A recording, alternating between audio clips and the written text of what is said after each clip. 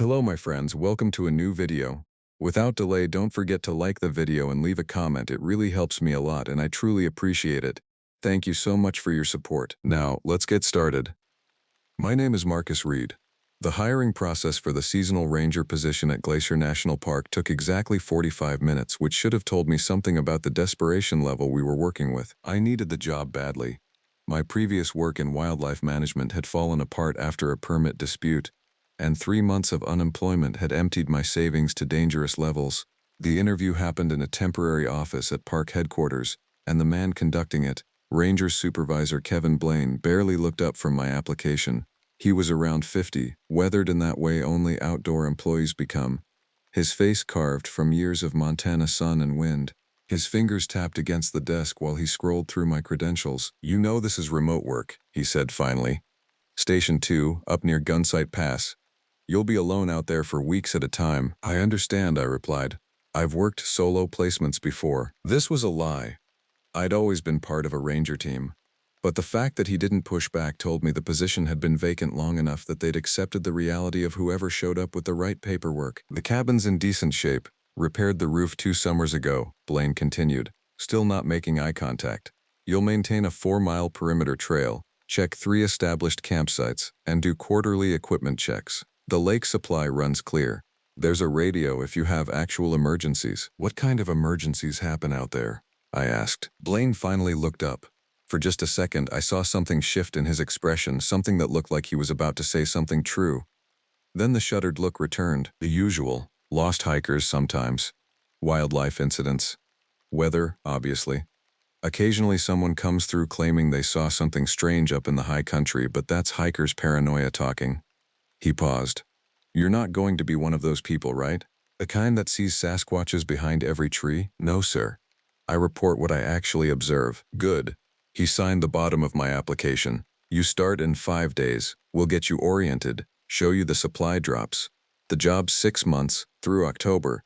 Pays $1,200 a week, plus lodging." I left that office with a job. I didn't leave with any real understanding of what I was walking into. The cabin sat 2 miles from the nearest parking area, accessible only by foot or the old maintenance trail where Blaine had taught me to navigate the seasonal mudslides.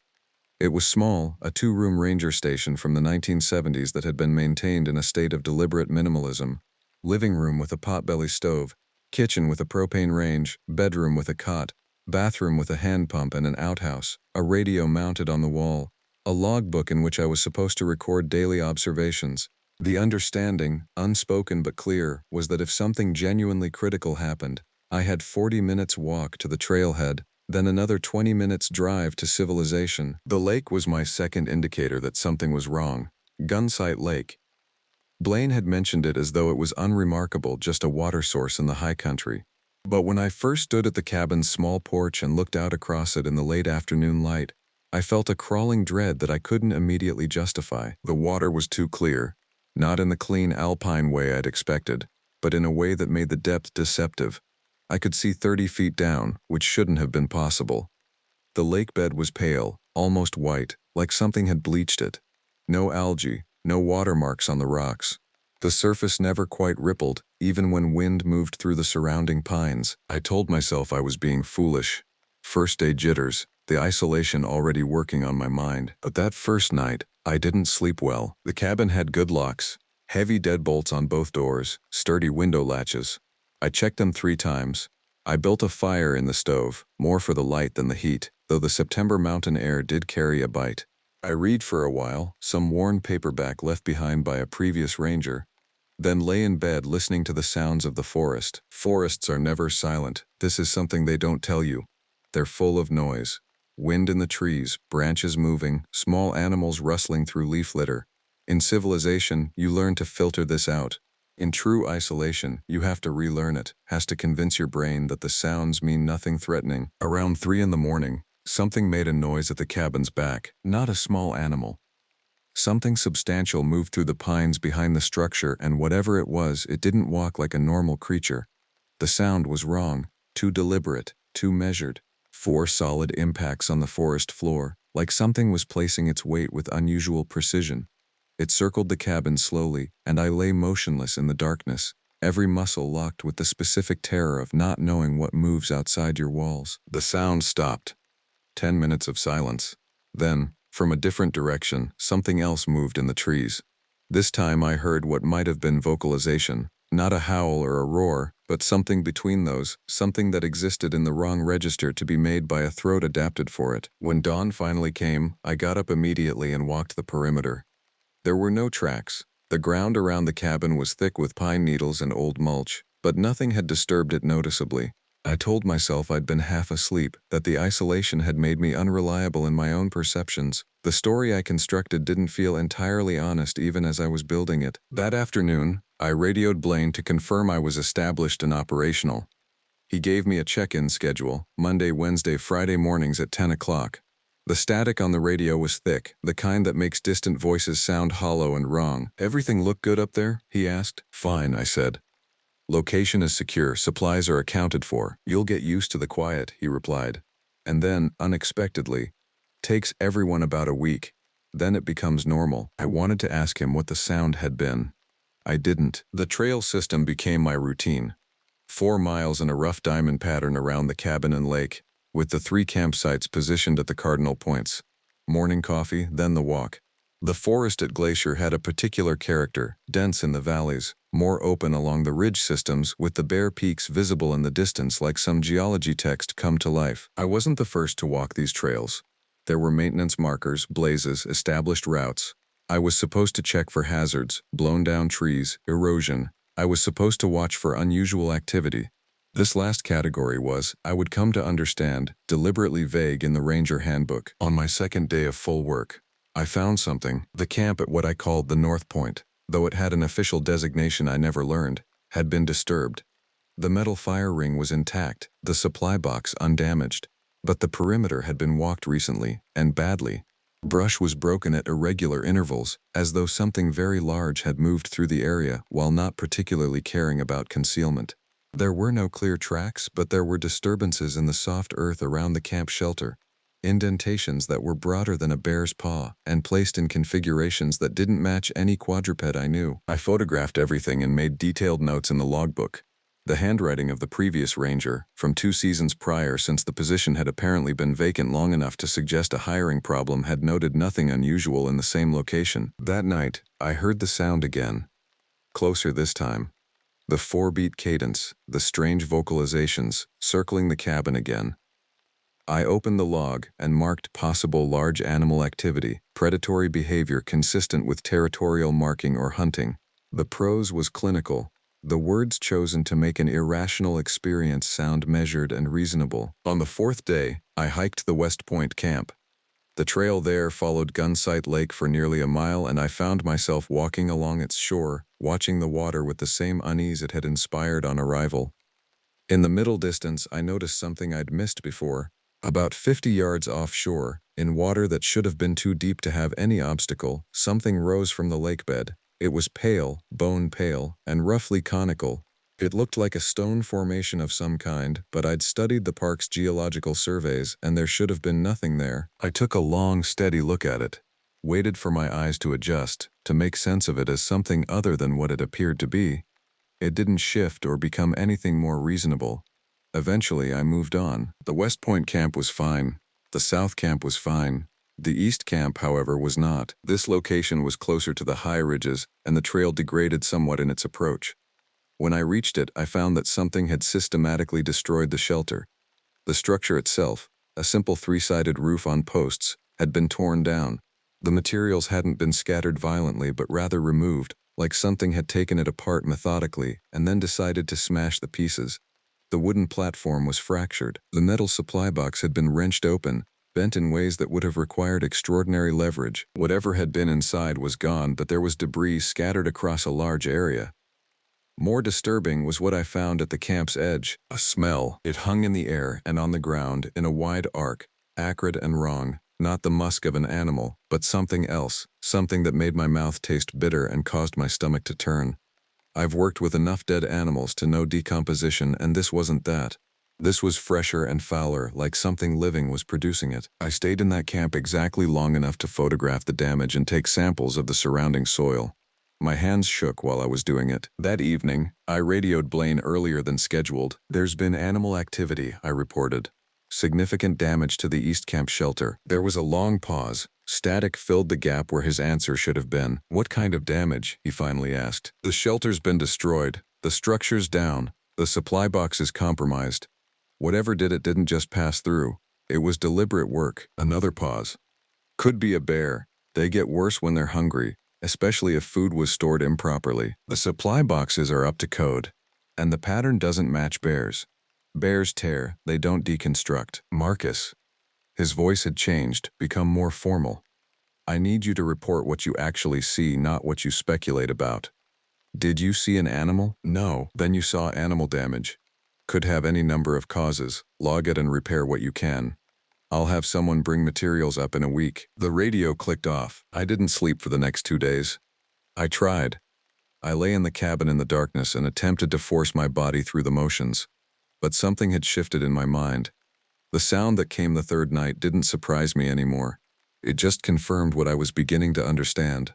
I was not alone out here, and whatever I was sharing the forest with had taken notice of my presence. The weather turned on my 9th day at the cabin. The forecast had warned of an early storm system moving through the high country, but the reality of it was worse than the prediction. By afternoon, the wind was howling through the valleys, and the rain came horizontal. I secured everything that could blow away, and settled in for what would be a long, loud night.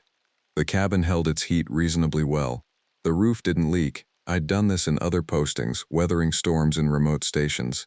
It was survivable if not pleasant. Around midnight, the cabin's back wall shuddered. Not from wind impact, but from something hitting it deliberately. I was out of bed immediately, but I didn't go to the window. I went to the front door, unlocked it quickly, and looked out toward the lake. In the storm darkness, illuminated only by the occasional lightning flash, I could see movement at the lake's shore. Something was in the water. Something large. The pale shape I'd noticed before, the conical thing rising from the lake bed, was now clearly visible, and it was moving. It rose through the water with the appearance of something surfacing, but nothing about its motion was smooth or alive in the way a normal creature moves. It was jerking, halting movements, like something was being pulled up from below, or like something partially submerged was turning to face the shore. The lightning flashed again, and in that instant of electric light, I saw what I think was its upper structure. There was no clear head, no face, nothing that resolved into a shape my brain could properly categorize. What I saw was wrong enough that I had to suppress the urge to vomit. I locked the door and went back inside. The sound returned to the back wall, that deliberate, methodical circling. This time it was accompanied by something else, something that sounded like scraping. Something was dragging against the cabin's exterior. I sat in the dark for hours, listening. The circling continued and the vocalizations grew worse, not louder but more varied. There was an intelligence behind the sounds, a deliberate construction that suggested language or the attempt at it. I heard patterns repeating, modulations that seemed meant to communicate something. By the time dawn broke gray and wet, I had made a decision. I packed a day bag with essentials and, while the sound was quieter in the daylight, I left the cabin. I didn't close the door. Some part of me that wasn't fully rational thought that trapping it outside might be worse than the alternative. The hike to the trailhead took me along the lake's eastern shore, and I kept my eyes forward, away from the water. But I could hear something moving in the shallows. Something large and wrong, something that knew I was leaving. The National Park Service has what they call incident protocols. When a ranger believes themselves to be in immediate danger and evacuation is necessary, there are procedures. Check in with the nearest station, file reports, create a paper trail. Ranger Blaine was not expecting me when I appeared at his office, soaked and shaking. "It's gone," I said without preamble. "Whatever's at that station, it's gone now. I'm not going back." Blaine's expression cycled through several stages before settling on something that looked like resignation. "Sit down," he said. I did. There was coffee on his desk and he poured me a cup without asking if I wanted it. "How long have you been working ranger positions?" he asked. 15 years. In various capacities. "And you've never had a posting end early?" "No. The rangers before you," Blaine began carefully. "They lasted varying amounts of time. The position's been filled 4 times in 5 years. Only one person made it past August." I said nothing. The incident reports from those postings mention unusual wildlife behavior, unexplained animal activity, occasional mentions of hearing vocalizations they couldn't identify. None of them reported what sounds like what you just described, but the pattern's there. "What is it?" I asked. "I don't know. Blaine leaned back in his chair. The area's been examined, the lake's been tested. There are no organisms they found that shouldn't be there. No unusual mineral content, no toxins. The previous rangers were checked for mental health issues. 3 of the 4 passed with flying colors. The 4th made some claims the Park Service didn't feel comfortable reproducing in official documentation. Talked about something that shouldn't exist. Something that moved in ways that weren't natural. Something that hunted. I thought about the shape in the lake. That jerking, wrong motion. Why keep the station staffed, I asked. Why keep trying to fill the position? Policy. Infrastructure's in place. The trails need monitoring, the campsites need checking. And I'll be honest with you, the previous rangers, they were unreliable witnesses. Could have been anything causing what they experienced. Misidentification, isolation effects, the usual things that happen when people spend too much time alone. But you don't believe that. I've worked in this park for 23 years, Blaine said quietly. In my experience, the land keeps its secrets until you push it. I can't prove anything unusual happens at Station 2, so I do my job. I staff the position, and I respect the experience of the people who walk away. I left his office that afternoon. I didn't return to the cabin. I didn't retrieve my belongings. The Park Service, after various formalities that I'll spare you, processed my early departure as a personal hardship situation. It took 3 weeks for them to recover my physical possessions from the station. The cabin was undisturbed. I later learned that the next person hired for the position lasted 11 days. 6 months passed. I moved through jobs, lives, a kind of directed drift that wasn't quite living. The experience at Glacier had changed something in me, made the normal world seem somehow less substantial. I kept reading the news from that region of Montana, watching for mentions of unusual incidents. There was nothing. No official acknowledgement of anything wrong. The park continued operating normally. The trails were hiked by tourists who took selfies and complained about weather. No one else reported what the previous rangers and I had experienced. I started looking into the history of Gunsight Lake, historical records, archaeological surveys, Native American oral traditions. What I found was fragmented but consistent. The lake had been named by early trappers who noted that it was an unusually clear visual marker from certain ridge positions, hence Gunsight, but the local tribes had called it something different, something that didn't translate cleanly into English. The closest approximation was the still place or the quiet place. Some sources mentioned it as a location where travel was discouraged, though the specific reasons were vague in the old documents. One source, a 1920s ethnographic study of Kootenai band traditions, made a passing reference to the lake as a place where the hungry things live. The researcher who documented this noted it as a folkloric warning about the dangers of the high country, nothing more. But I started finding other references. Scattered historical mentions of unusual incidents in that region of the park. A surveying team in 1954 that abandoned their work because of inexplicable animal behavior. A ranger station established in 1967, abandoned in 1972 without explanation. Subsequent stations rebuilt, restaffed, maintained with what I now recognized as a kind of mandatory continuity that had nothing to do with actual utility. The Park Service, I understood now, knew something. They might not know what, but they knew that something was wrong at Station 2, and they had decided that the solution was not investigation but persistence. Keep the station staffed, keep the appearance of normalcy, rotate personnel frequently enough that no one person gathered too much evidence, and sometimes, people like me would show up, desperate enough, broke enough, unconnected enough, to take the job. I tried to convince myself to forget about it.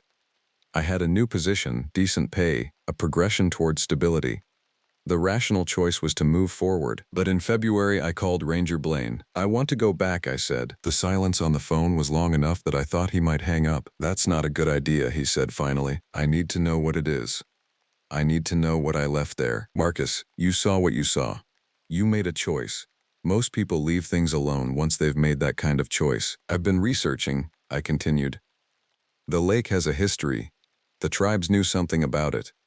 There are references in ethnographic literature to something living there. Folklore, maybe, or maybe folklore is the only record we have because the Park Service won't acknowledge the reality. Blaine was quiet again. When he spoke, his voice was different, and I realized that the person I was speaking to was no longer the supervisor maintaining bureaucratic distance. This was a man who had spent 2 decades managing something he didn't understand and couldn't fix. If you go back, he said slowly, you go alone. No backup from the service. We'll deny any knowledge of your unauthorized presence at a closed station. You understand that? I understand. The station's been maintained. Someone checks it quarterly, makes sure the roof's sound, the water's clean. But no one stays longer than a few hours. When's the next quarterly check? 3 weeks, early April. I gave my notice that day. I arrived at Station 2 on a gray afternoon in early April.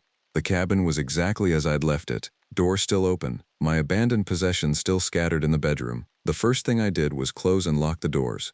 The second thing was to set up my research. I had come with specific equipment this time. Underwater camera, audio recording devices, thermal imaging, the things I'd scrounged together with some careful shopping and some careful lying about why I needed them. The lake in daylight was less immediately terrifying. The pale shape I'd seen before was not visible in the water. The surface was still too clear, still unnaturally transparent, but it registered more as an oddity than a horror. I spent the first day reviewing what I'd brought, testing equipment, and documenting the visible state of the camp. Everything was as deteriorated as it should have been after months of neglect. Weather had warmed the cabin somewhat. The smell inside was old wood and enclosed air. That night, I waited. The sound came around 2 in the morning, the same 4-beat cadence, the same deliberate circling. This time I was ready. I had the directional audio recorder running, capturing what I could of the vocalizations. The thermal imaging showed something moving in the forest, a shape that registered as body heat but that was distributed wrong, too spread out, covering too much area. When it came to the lake, I was positioned at the shore with the underwater camera mounted to a tripod, set to continuous recording. The pale shape rose through the water. This time I forced myself to watch, to document, to see what it actually was rather than what my mind insisted it was. What rose from Gunsight Lake was not a single organism. It was better described as an arrangement. A configuration of parts that had no clear center or direction. There were protrusions, some of which moved like appendages and some of which might have been sensory organs. The coloration was pale and translucent, and in the thermal imaging I could see that it was running hotter than anything living that size should run. It circled, and the circling was not random but purposeful, moving toward the cabin and then retreating, always maintaining distance, always testing. I kept recording, I kept watching. And at some point something in the way it moved changed. The deliberate testing pattern shifted into something more aggressive. The vocalizations increased in frequency and intensity. It was testing me specifically, I realized. It knew I was watching it, and it was responding to that awareness. I went back inside and locked the door. The assault on the cabin that night was different from what I'd experienced before. Something was deliberately trying to work the locks, applying pressure and then releasing, as though attempting to reverse engineer the mechanism.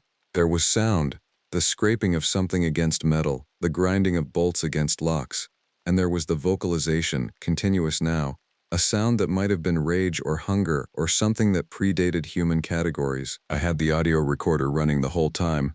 By the time dawn came, I had 43 hours of continuous documentation. I radioed Blaine. "I've completed my preliminary survey of the station," I said carefully, using language that wouldn't alarm anyone listening at the park's main office. "I've found evidence of unusual biological activity. I'll be departing today with samples and documentation." "Acknowledged," Blaine responded. There was no surprise in his voice. "Return via the marked trail." I packed everything carefully. The thermal imaging, the audio recordings, the photographs, the notes. I didn't look at the water as I left. I walked the trail back to the trailhead in 4 hours, moving with purpose. I didn't know what I was going to do with the evidence. I still don't. The recordings are real. The thermal imaging is real. The photographs document something that shouldn't exist, or shouldn't exist in a way that parks and government agencies are equipped to handle. I've sent copies to universities, to research institutions. I've written detailed accounts and posted them anonymously to forums. I've tried to force the evidence into the spaces that are meant to contain impossible things. Nothing happens. Scientists review the data and find alternative explanations. Thermal anomalies become geological. The vocalizations become wind through rock formations. The movement becomes sophisticated animal behavior. The pale shape in the water becomes an unusual mineral deposit, or they simply don't respond at all. Ranger Blaine retired 2 years after I left Glacier. I contacted him once, asked if anyone else had come forward with evidence of Station 2's true nature. He said no. He said the Park Service had decided to close the position permanently, citing budget constraints. He said the cabin was being evaluated for removal. I don't know if that's true. I don't drive through Montana anymore. I don't go to that part of the country. But I think about Gunsight Lake. I think about what's in the water. and what it was doing with its deliberate circling, its testing of the cabin, its apparent intelligence in approach and communication. I think about the vocalizations, the patterns that suggested language, the way it seemed to be trying to tell me something. Sometimes, late at night, I listen to the audio recordings I made. I isolate the frequencies, I adjust the filters, I try to hear structure in the sound, meaning in the noise, and sometimes I swear I can hear something almost like words, something almost like a voice, something that might be trying to say something true about what lives in the deep, clear places. But mostly, I keep the evidence stored away, untouched, because some knowledge is burden enough without the responsibility of forcing others to bear it. Some places I've come to understand are not meant to be understood. Some things are meant to remain in the quiet places, in the clear water, in the darkness beneath the ridges, undisturbed by human knowledge or human need. I accepted the job at Station 2 because I was desperate. I left because I was afraid. And I went back because I needed to know. What I learned is that the knowing is the curse. Gunsight Lake keeps its secrets. I've simply become one of the people sworn to their keeping. My name is Cade Morrison, and I've been a ranger at Glacier National Park for 3 seasons now. People ask me regularly why I left my position with the Forest Service in Colorado to take a backcountry posting at one of the most isolated ranger stations in Montana. The honest answer is that I was running from something, though I didn't fully understand what at the time. Looking back, I wonder if something was also calling me here. The station sits at 2 Medicine Lake, elevated at 4,400 feet, surrounded by the Mission Mountains to the east and the Continental Divide to the north. The nearest town, East Glacier Park, is 40 miles away. In winter, the access road closes entirely, leaving us with a helicopter as our only connection to the outside world.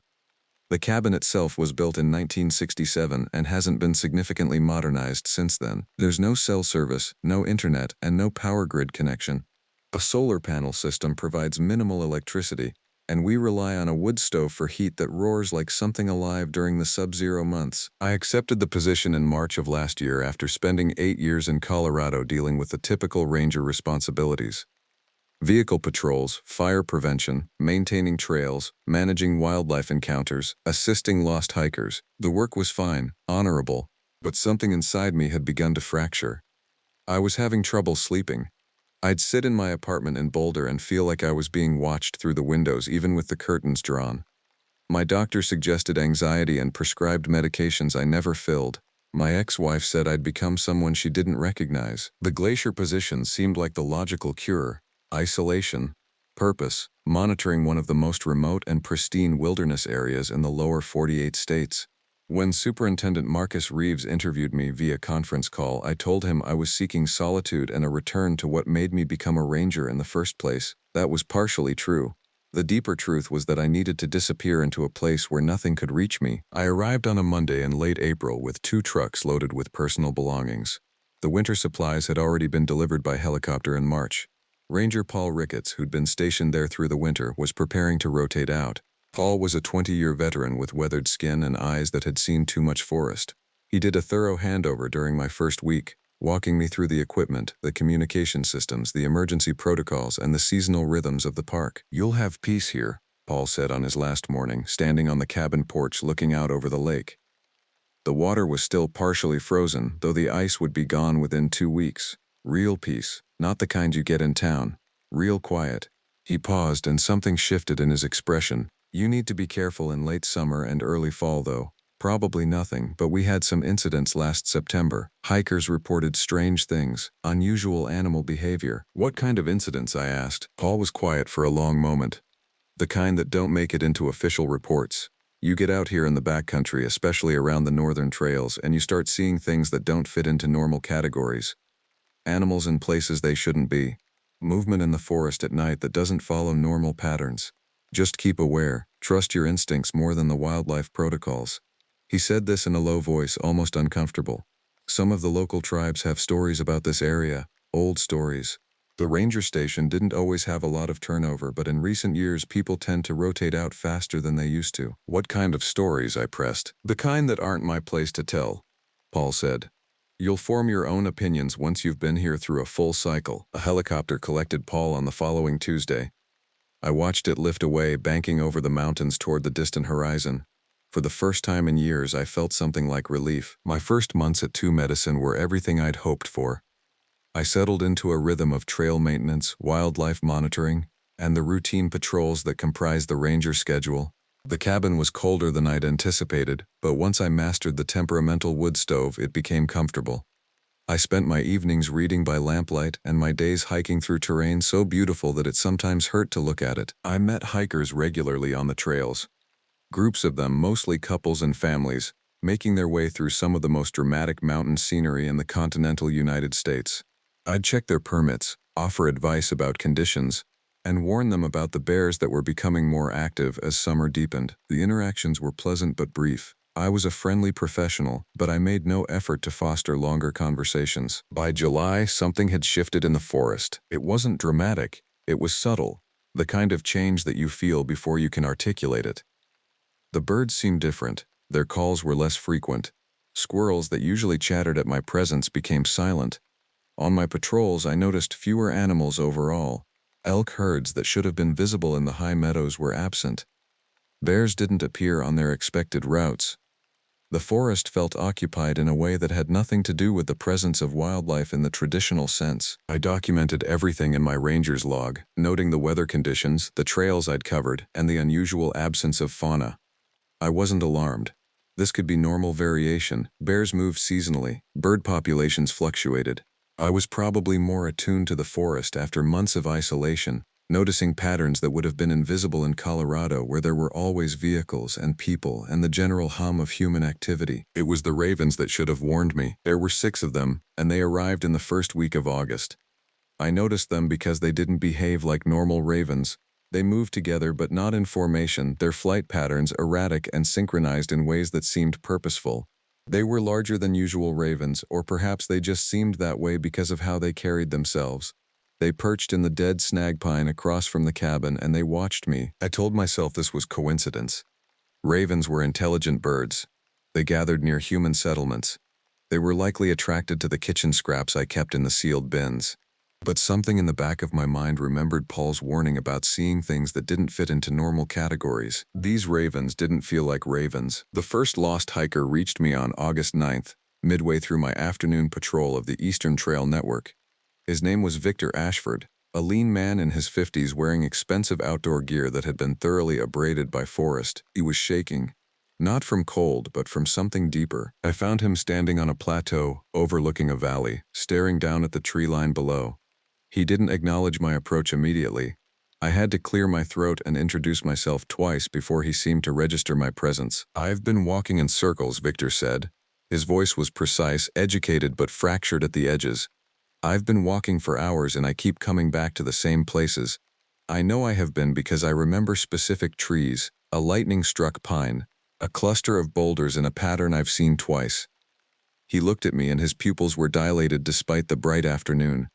"That should be impossible if I'm going downhill. Gravity doesn't permit loops. Physics doesn't permit what I've been experiencing." I consulted his permit. He'd been hiking the Scenic Point Trail, a moderately difficult route that should have taken him 4 hours round trip. According to the permit, he'd checked in that morning at 8 o'clock. It was now 3 in the afternoon. The timeline was consistent with someone who'd gotten lost or waylaid. But Victor's description didn't match the terrain or the difficulty of the route. "Did you fall?" I asked. "Hit your head?" "No," Victor said. "I'm not disoriented in that way. I'm aware of what's happening. I'm aware that the forest is incorrect." He paused. "That sounds insane. It sounds like exactly what someone who'd hit their head would say. But I haven't hit my head. I'm in perfect control of my faculties.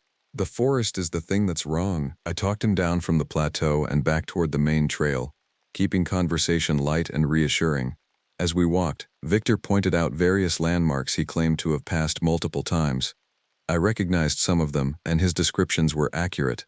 But his interpretation didn't make sense. The paths he described should have resulted in a straightforward progression downhill. Instead, according to Victor, he'd moved in geometric patterns that shouldn't have been possible in terrain this irregular. "Have you heard the sounds?" Victor asked as we approached the base trail. "What sounds?" I tried to keep my tone professional. "The voices, or not voices exactly, something like voices but moving wrong. They come from all directions simultaneously, which isn't physically possible for a sound source. Sound should have a point of origin. These sounds seem to originate from every point on a sphere around me. Victor stopped walking and turned to face me directly. Has anyone reported this to you? I hadn't filed any missing person reports. According to my records, no one was overdue. But Victor's permit had listed a companion's name, a woman named Yara, who should have been hiking with him. Where is Yara? I asked. Victor's face went pale. I don't remember, he said very quietly. I remember leaving the trail with her. I remember we saw something that seemed to move wrong, and I remember we separated to try to get a better look, to understand what we were seeing. After that, the forest became different.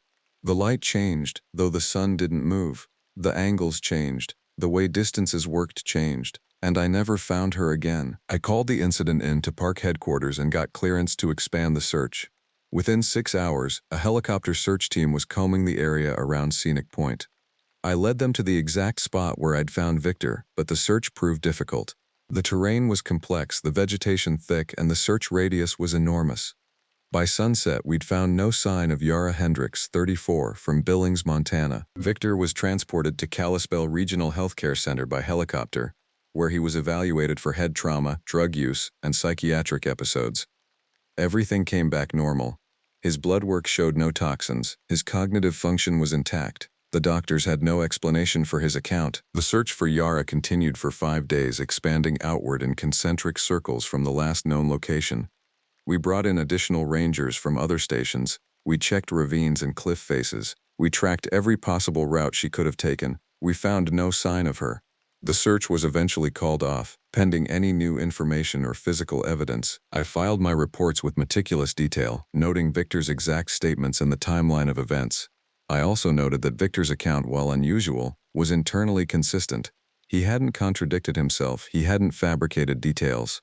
Whatever he'd experienced on that trail had been profound enough to register with the part of his consciousness that observed and recorded. Paul's warning about late summer incidents echoed in my memory. The ravens increased in number. By mid-August, there were 14 of them. They no longer stayed in the dead pine across from the cabin. Instead, they distributed themselves throughout the immediate area, perching on roofline peaks and fence posts. They watched the cabin in shifts, I noticed.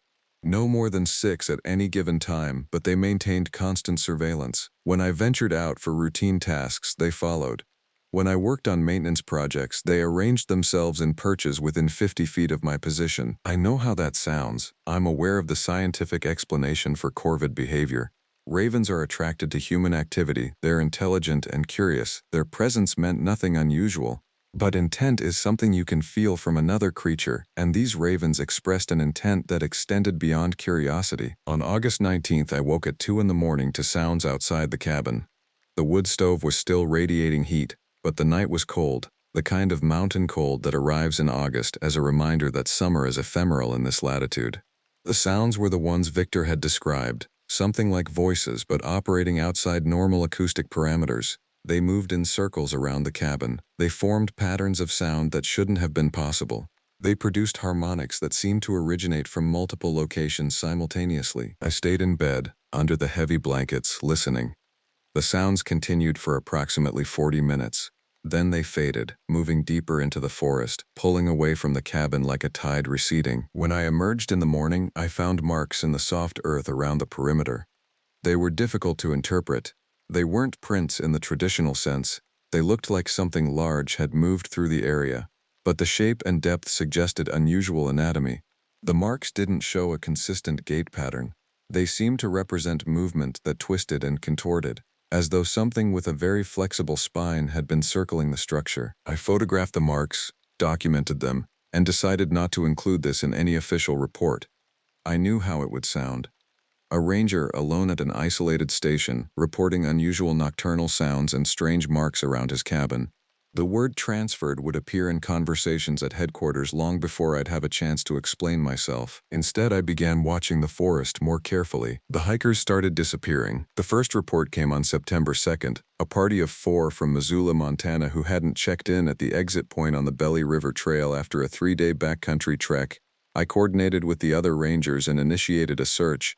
We found them 3 days later on the trail, apparently walking in circles within a 3-mile radius, unable to proceed in any direction. All 4 were displaying identical symptoms to Victor. They were lucid, coherent, but profoundly disoriented about spatial relationships. The trail kept looping. The group's leader, a woman named Rebecca, explained to the Kalispell hospital staff, "We weren't going uphill or downhill. We were going, but we kept returning to the same places. We started marking the trail with bandanas, and we passed those same markers over and over, but we had no memory of turning around." 2 more lost hiker reports came in during the second week of September. Both groups displayed similar symptoms. Both described the sounds in the forest that seemed to move wrong. Both reported periods of missing time that didn't correlate with the amount of walking they'd actually accomplished. The third group included a woman who claimed she'd seen movement in the trees that was wrong in a way I don't have a vocabulary for. The disappearances escalated. On September 18th, a solo hiker named Marcus didn't report to the permit station at the end of his planned route. The search found him 70 miles from the trail he should have been on, walking downhill in the wrong direction, completely unaware that he'd traveled so far from his intended location. Marcus had been missing for 4 days, and according to his account, he'd been walking continuously, with only a few hours of disoriented sleep. His feet were bloodied, his food was completely depleted. He'd navigated terrain that should have taken him off the mountain and into the valley communities, but he'd somehow remained in the glacier backcountry, trapped in a pattern that defied geographic logic. I began pulling records on incidents dating back over the past decade. I found references in old ranger logs to unusual hiker reports and unexplained disorientation. The frequency increased with each passing year. More incidents were documented in autumn months. More cases involved hikers reporting sounds in the forest that didn't correspond to known wildlife. More reports mentioned the sensation of being observed by something that moved with deliberate intelligence. Paul's sudden departure made new sense. He hadn't rotated out because his stint was finished. He'd left because the incidents had escalated, and he'd reached a breaking point with what he was witnessing. The ravens never left. By late September, I counted over 30 of them. They'd abandoned any pretense of normal raven behavior. They formed deliberate patterns in the sky. They arranged themselves in formations around specific areas of the forest. Sometimes, at dusk, they'd engage in complex vocalizations that seemed almost linguistic in structure. Though every time I tried to record the sounds, my equipment would malfunction. I began researching. The cabin's small library contained a few books about regional history and Native American culture. I found a reference to the Blackfeet Nation's historical presence in this region and some documentation of tribal stories and traditions. One book, Mountains and Spirits, Glacier Park and the Tribes, contained a chapter on cultural traditions that was worth reading. The Blackfeet had stories about the mountains around Glacier that extended back centuries. Stories about spirits and entities that occupied the wilderness in specific seasons. Stories about shapes that could move like animals but thought like something else. Stories about trails that looped back on themselves in ways that violated geography. The book referenced concepts from traditional Blackfeet teachings but was written by an anthropologist, so it was sanitized, academic, careful not to present anything that might seem too credulous. But the chapter mentions skinwalkers. In Navajo tradition, skinwalkers were witches who'd learned to take animal form. They were beings that violated sacred boundaries, that moved between forms, that operated outside normal reality rules. The author noted that while skinwalker mythology was primarily Navajo, similar concepts existed in other tribal traditions. The Blackfeet had stories about entities that could move between forms, that could influence perception and space, that operated according to different natural laws than the rest of creation. The book also mentioned that these entities were associated with specific seasons, specific locations, and that historical accounts and folklore suggested they were attracted to wilderness areas where they could operate undetected. I wanted to dismiss this as cultural mythology, the kind of traditional explanatory framework that served important spiritual and social functions but didn't correspond to objective reality. But I'd now documented too many incidents that violated objective reality in ways that the cultural mythology seemed to predict with concerning accuracy. On September 26th, I made a decision that would have significant consequences. A couple from Kalispell had reported their son David missing after a day hike. David was 14 years old, experienced with hiking, and he'd been following an established trail. His permit showed he'd checked in at 6 in the morning. He hadn't returned by the agreed-upon time of 5 in the evening. The standard protocol was to coordinate with headquarters and initiate an organized search. Instead, I packed supplies and entered the forest alone. Following the trail that David should have been on, the forest felt different than it had during my normal patrols. The quality of light was altered in subtle ways. The angles between trees seemed slightly incorrect. The ambient sound had a quality that was almost subliminal, as though multiple sounds were being produced just below the threshold of conscious awareness. I've been hiking for 37 years. I've logged thousands of miles in various wilderness areas. I can navigate using topography, landmarks, vegetation zones, and celestial navigation. I'm considered competent in the backcountry by the standards of the profession. But as I walked deeper into the forest following David's trail, I began to experience the sensation that the other hikers had described. The forest was wrong. I'd pass the same stands of trees. I'd recognize specific rock formations. I'd encounter the same stream crossing at increasing distances that should have been impossible. I marked my path with surveyor's tape every 50 feet, creating a visual record of my direction. But the tapes I left in my wake seemed to be behind me rather than forming a coherent trail. The farther I walked, the more I began to lose confidence in the basic spatial relationship between my position and direction. I encountered something at dusk, standing on a ridge overlooking a valley. At first it appeared to be a person. Humanoid form, bipedal movement, physical dimensions that seemed reasonable. But as I approached, the proportions began to distort. The limbs moved with the fluidity of a much larger predator. The head was angled in a way that suggested a spine more flexible than human anatomy allowed. The clothing, if it was clothing, seemed to be part of the body rather than separate garments. It turned to look at me, and I understood with crystalline clarity that I was looking at something that wasn't constrained by the rules that governed my existence. I ran back through the forest, abandoning any attempt at careful navigation, following my surveyor's tape back the way I'd come. The thing behind me didn't move with predatory speed. It moved with patient inevitability, as though it was operating according to a different understanding of how to traverse space. The distance between us seemed to remain constant, regardless of my exertion. Eventually, I found my way back to the trail and to the cabin area.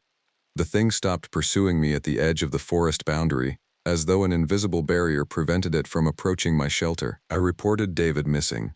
The search was conducted, and he was found 3 days later in a location he claimed he'd never left, apparently having walked in circles within the same mile radius the entire time, despite his conviction that he'd covered significant distance. David's psychological evaluation was revealing. The boy was intelligent, grounded, and traumatized. He described the forest as a place where the rules were different. He mentioned the sounds. He mentioned feeling observed by something that understood the forest in a way that humans couldn't. Most significantly, he described a moment where he saw something between the trees that was shaped like a person but moved like water. That night, I wrote a letter to be opened if I didn't check in with headquarters within 30 days. I documented what I'd seen. I explained the pattern of incidents. I included my theory about the Skinwalker framework as a cultural explanation for something that existing scientific paradigm couldn't accommodate. I left the letter in an envelope in the cabin safe, along with all my photographic evidence and documented observations. The nights became darker in October, the sun's arc across the sky shortening noticeably with each passing day. The temperature dropped, and the first snow arrived in the 3rd week of the month. The ravens remained, their numbers steady, their surveillance constant. I began to understand that the cabin was my boundary. As long as I remained inside the structure, the entity that occupied the forest couldn't approach. I didn't know if this was because of the physical building itself or because of something about the human space that had been established here, but the pattern was consistent. The sounds came close at night, circling the cabin but never attempting to breach the wall. The marks appeared in the soft ground around the perimeter but never touched the cabin's foundation. I worked within this constraint. I made strategic trips outside for supplies and maintenance, always carrying survival gear, always remaining aware of the specific quality of disorientation that signaled the entity's influence. I documented everything, keeping detailed logs of the incidents, the patterns, the behavioral characteristics of the thing that moved through the forest. The hikers who passed through in early October seemed fewer in number. Word of the disappearances and the incidents was spreading through the backcountry community. People were canceling trips, the permit numbers were dropping dramatically. By the middle of October, I was seeing maybe one hiker every 3 or 4 days instead of the regular flow of 15 to 20 daily in peak season. But on October 18th, a particularly insistent group ignored my warnings and insisted on conducting a 2-day backcountry expedition. They were experienced mountaineers from Seattle, and they were confident that the incident reports were exaggerated, the kinds of stories that accumulate in outdoor communities based on limited information and human tendency to misinterpret unusual events.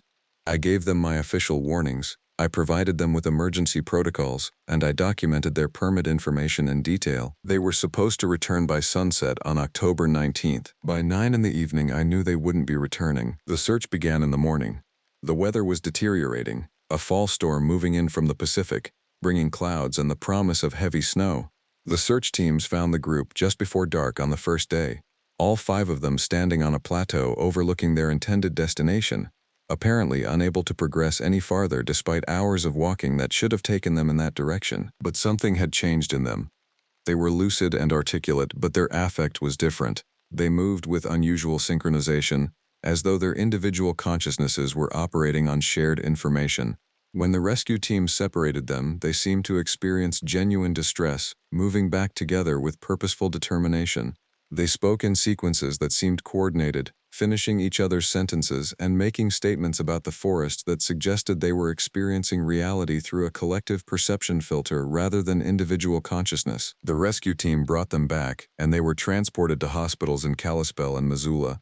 The psychological evaluations described them as experiencing shared delusions, possible symptoms of folia sank or some form of induced psychotic episode. But I'd read the transcripts of the interviews, and what struck me was how rational they sounded. They weren't claiming impossible things. They were describing in lucid detail the structure of reality as they'd experienced it in the forest. According to their accounts, the forest operated according to different geometric and spatial principles than the surrounding landscape. "It's not that we were lost," the team lead, a woman named Patricia, explained to her interviewer. "It's that we were in a place where being lost is fundamental to existence. The forest doesn't follow Euclidean geometry. Movement there doesn't follow causality. We kept walking forward, and we kept arriving at the same place. After a while, we stopped being surprised by it. We started to accept the rules of that space." That evening, sitting by the wood stove with the cabin's walls around me, I made a decision. The entity was escalating. The incidents were becoming more severe. More people were being drawn into contact with it. The cabin's protection was robust, but it was also a single point of vulnerability. If something happened to the cabin, if the structure were compromised, I'd be exposed. I needed to force a confrontation. On October 25th, I packed supplies for a 3-day expedition. I left a detailed note at the cabin explaining my intention and the coordinates of my planned route. I left the letter I'd written in the safe on the table, along with a note instructing the ranger who found it to contact the Blackfeet Nation Cultural Authority about the phenomena occurring in Glacier Park. Then I entered the forest deliberately, walking toward the area where the entity seemed to concentrate its activity. The disorientation began within an hour. The familiar landmarks started appearing in sequences that defied the geography I'd walked for 6 months. The light shifted into that subtly wrong quality. The ambient sound took on those harmonics that suggested multiple sources occupying the same space. I continued walking, making no attempt to fight the disorientation. Instead, I allowed myself to move deeper into the altered space. By evening, I was in a part of the forest that didn't correspond to any location on the park's maps. The trees were different here, taller and older than seemed possible for this region. The ground was covered with a kind of moss that felt unusual beneath my boots, and the air itself felt thick, as though I was moving through a medium denser than standard atmosphere. That's when I encountered the entity directly. It didn't appear from the forest. It was simply there, standing in a clearing that seemed to exist outside normal topography. In the fading light, I could see its form more clearly than I had during my panicked flight in September. It was large, perhaps 7 feet tall, but its dimensions seemed to shift depending on how I looked at it. Its skin, if it was skin, had a quality that suggested it was transitioning between states. Sometimes it appeared furred, sometimes it appeared scaled, sometimes it appeared as something else entirely, something that didn't have a name in human language. Its face was the most disturbing feature. It bore a vague resemblance to an animal, but the eyes held intelligence of a kind that extended far beyond anything I'd encountered in nature. These were the eyes of something that understood reality from a different fundamental level than humans could achieve. I stood still and didn't attempt to run. The entity approached slowly, deliberately. I could feel its attention on me, a palpable sensation like standing before a vast intelligence that was evaluating me on metrics I couldn't comprehend. "I want to leave," I said. My voice was steady, which surprised me. The entity made a sound that might have been laughter. It seemed to travel through multiple mediums simultaneously, arriving in my ears as something between a growl and a vocalization that suggested language without following human linguistic structure. "The forest keeps what it needs. The sound seemed to translate, arriving in my consciousness as meaning rather than as filtered audio. The forest was keeping you. Why have you come now? Because it has to stop, I said. You're creating victims, harming people who don't understand what's happening to them. They enter the forest, the entity responded. The forest is what it is. They are what they are. When those realities intersect, change occurs. It is not cruelty, it is contact. It's wrong, I said. The entity moved closer. I could smell it now, a scent that seemed to shift between animal and something chemical and something else entirely. It bent its head toward me, and I felt the brush of its breath against my face. But I didn't run. I stood firm. The forest was here before humans. The forest will be here after. The rules of the forest are older than the rules of your species. The entity's face was inches from mine. But you are interesting, Cade Morrison. You are a human who understands fear without needing to flee it. You are a human who can stand in the presence of something fundamentally other without losing your mind. This is unusual, this is valuable. Let them go, I said. The hikers, the people trapped in the loops. Restore them to the world they belong to. They belong to the forest now, the entity said. They carried pieces of the forest out with them. They are becoming the bridges between worlds. This is not punishment. This is transformation. Restore them? I repeated. The entity was silent for a long moment.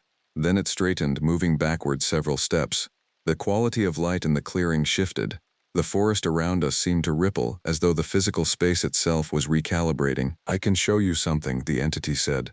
Something that might help you understand. Something that might change your perspective on what you believe is happening. It turned and walked deeper into the forest. I should have refused. Every rational part of my mind screamed that following the entity was a terrible decision.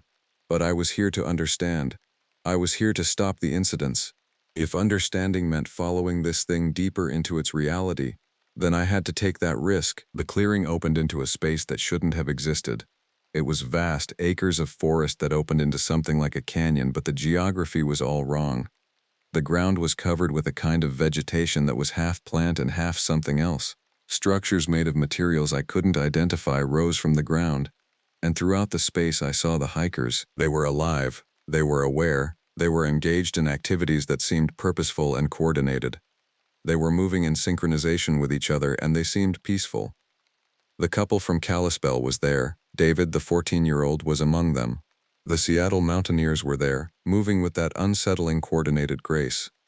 And I saw others, people I recognized from old missing person reports, people who'd vanished years ago. They saw me. They all turned to look at me with expressions that suggested simultaneous awareness. They are happy here, the entity said. They have transcended the limitations of individual consciousness. They exist in a state of collective awareness that your species finds threatening because you value individuality and separation. Here they experience the opposite. They experience unity. They experience purpose.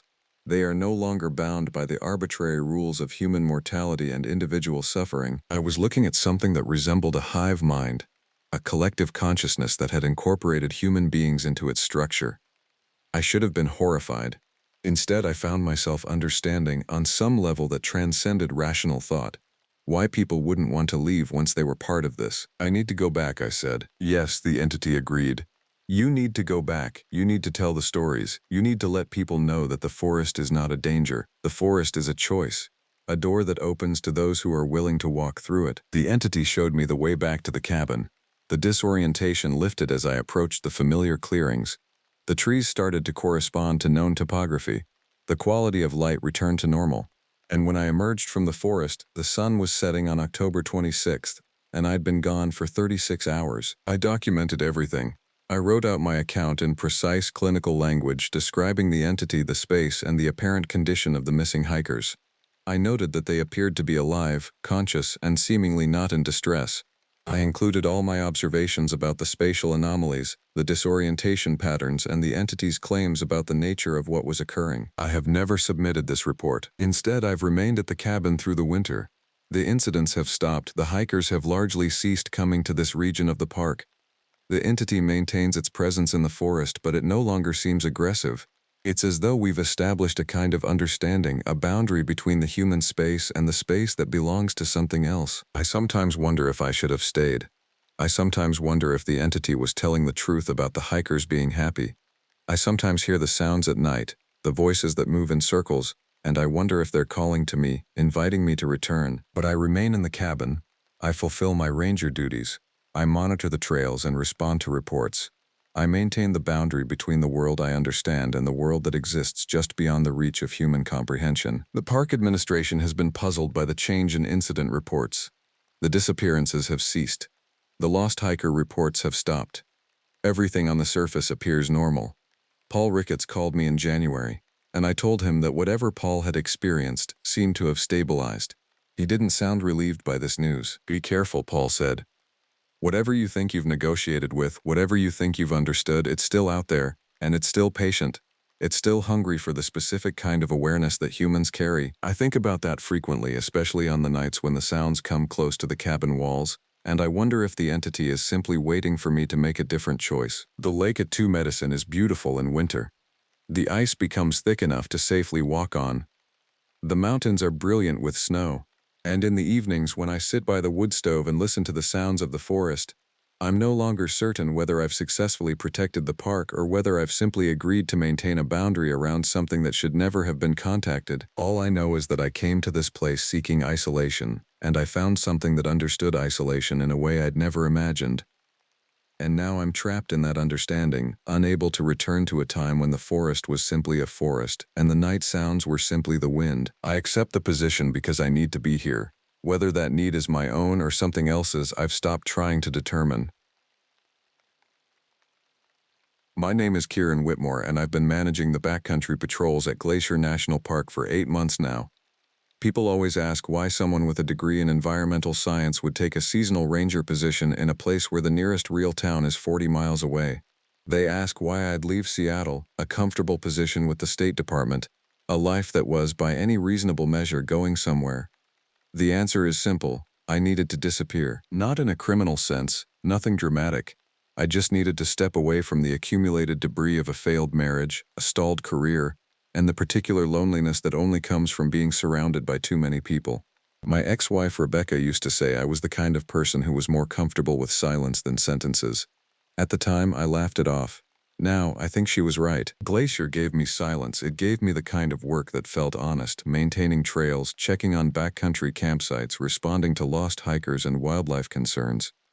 The position came with a small cabin about 2 miles from Lake McDonald, one of the park's most remote water bodies.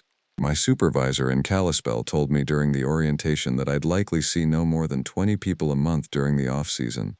That appealed to me in ways I couldn't entirely articulate. The cabin itself was a relic from the 1970s, built by someone who understood the practicality of remote living. Wood stove, no electricity, a hand pump for water that drew from an underground spring. There was a radio system that connected to the main station, and a satellite phone for emergencies. Otherwise, I was as isolated as anyone could be in the modern world. I took the job in early March when the park was transitioning from winter to spring. The snow was still deep at higher elevations, but the lower valleys were becoming passable again. During those first weeks, I fell into a routine. I'd wake at 5, drink coffee heated on the wood stove, and spend my days hiking the designated backcountry routes. I'd check for damage from winter storms, mark any trail sections that needed repair, and note any unusual wildlife activity. The work was methodical and peaceful. I found myself losing track of days, not in a concerning way, but in a way that felt restorative. I wasn't running from anything anymore. I was just existing. The lake itself became a kind of companion. From my cabin, I could see about a quarter of its surface through the trees.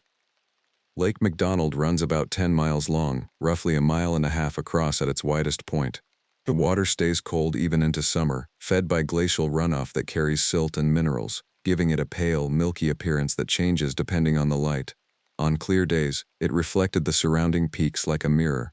On overcast days, it looked like something that had been studied under a microscope, colorless and slightly unsettling. I developed a habit of walking down to the shoreline in the late afternoon, around 4 o'clock, just before the light started to fail. There was something about that time of day that appealed to me, the way the world seemed to pause before the evening transition.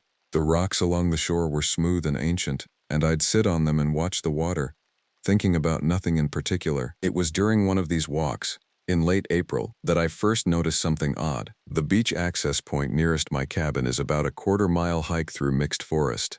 You come out onto a rocky shore littered with bleached driftwood and the kind of debris that collects along waterfronts over the course of years. Broken branches, moss-covered stones, the occasional piece of trash from inconsiderate hikers upstream. That particular day I noticed something I'd never seen before. Tracks, not animal tracks, though at first I thought they might be. They were clearly bipedal impressions, roughly humanoid, pressed into the soft ground near the waterline. The strange thing wasn't just that they were there, but the depth and pattern. They suggested something heavier than a human, with a gait that seemed wrong somehow, as though the creature making them was walking on the sides of its feet rather than the bottoms. I documented them in my notebook, mostly out of habit. Rangers are supposed to report unusual animal activity. When I radioed this in to the station, the response was skeptical. Marcus, the ranger in charge of our section, asked if I was certain they weren't black bear tracks. I was certain. I've seen bear tracks. These were different. The impression patterns suggested something with fingers rather than claws, and the spacing indicated a bipedal stride pattern. I let the matter drop rather than sound like I was inventing mysteries, but I kept thinking about them. Over the next 2 weeks, I saw more. Not just tracks, but other signs. Areas where vegetation had been disturbed, branches broken at a height of about 7 feet on trees near the forest edges. Once I found what looked like a nest or bedding area in a dense section of underbrush about a mile inland from the lake.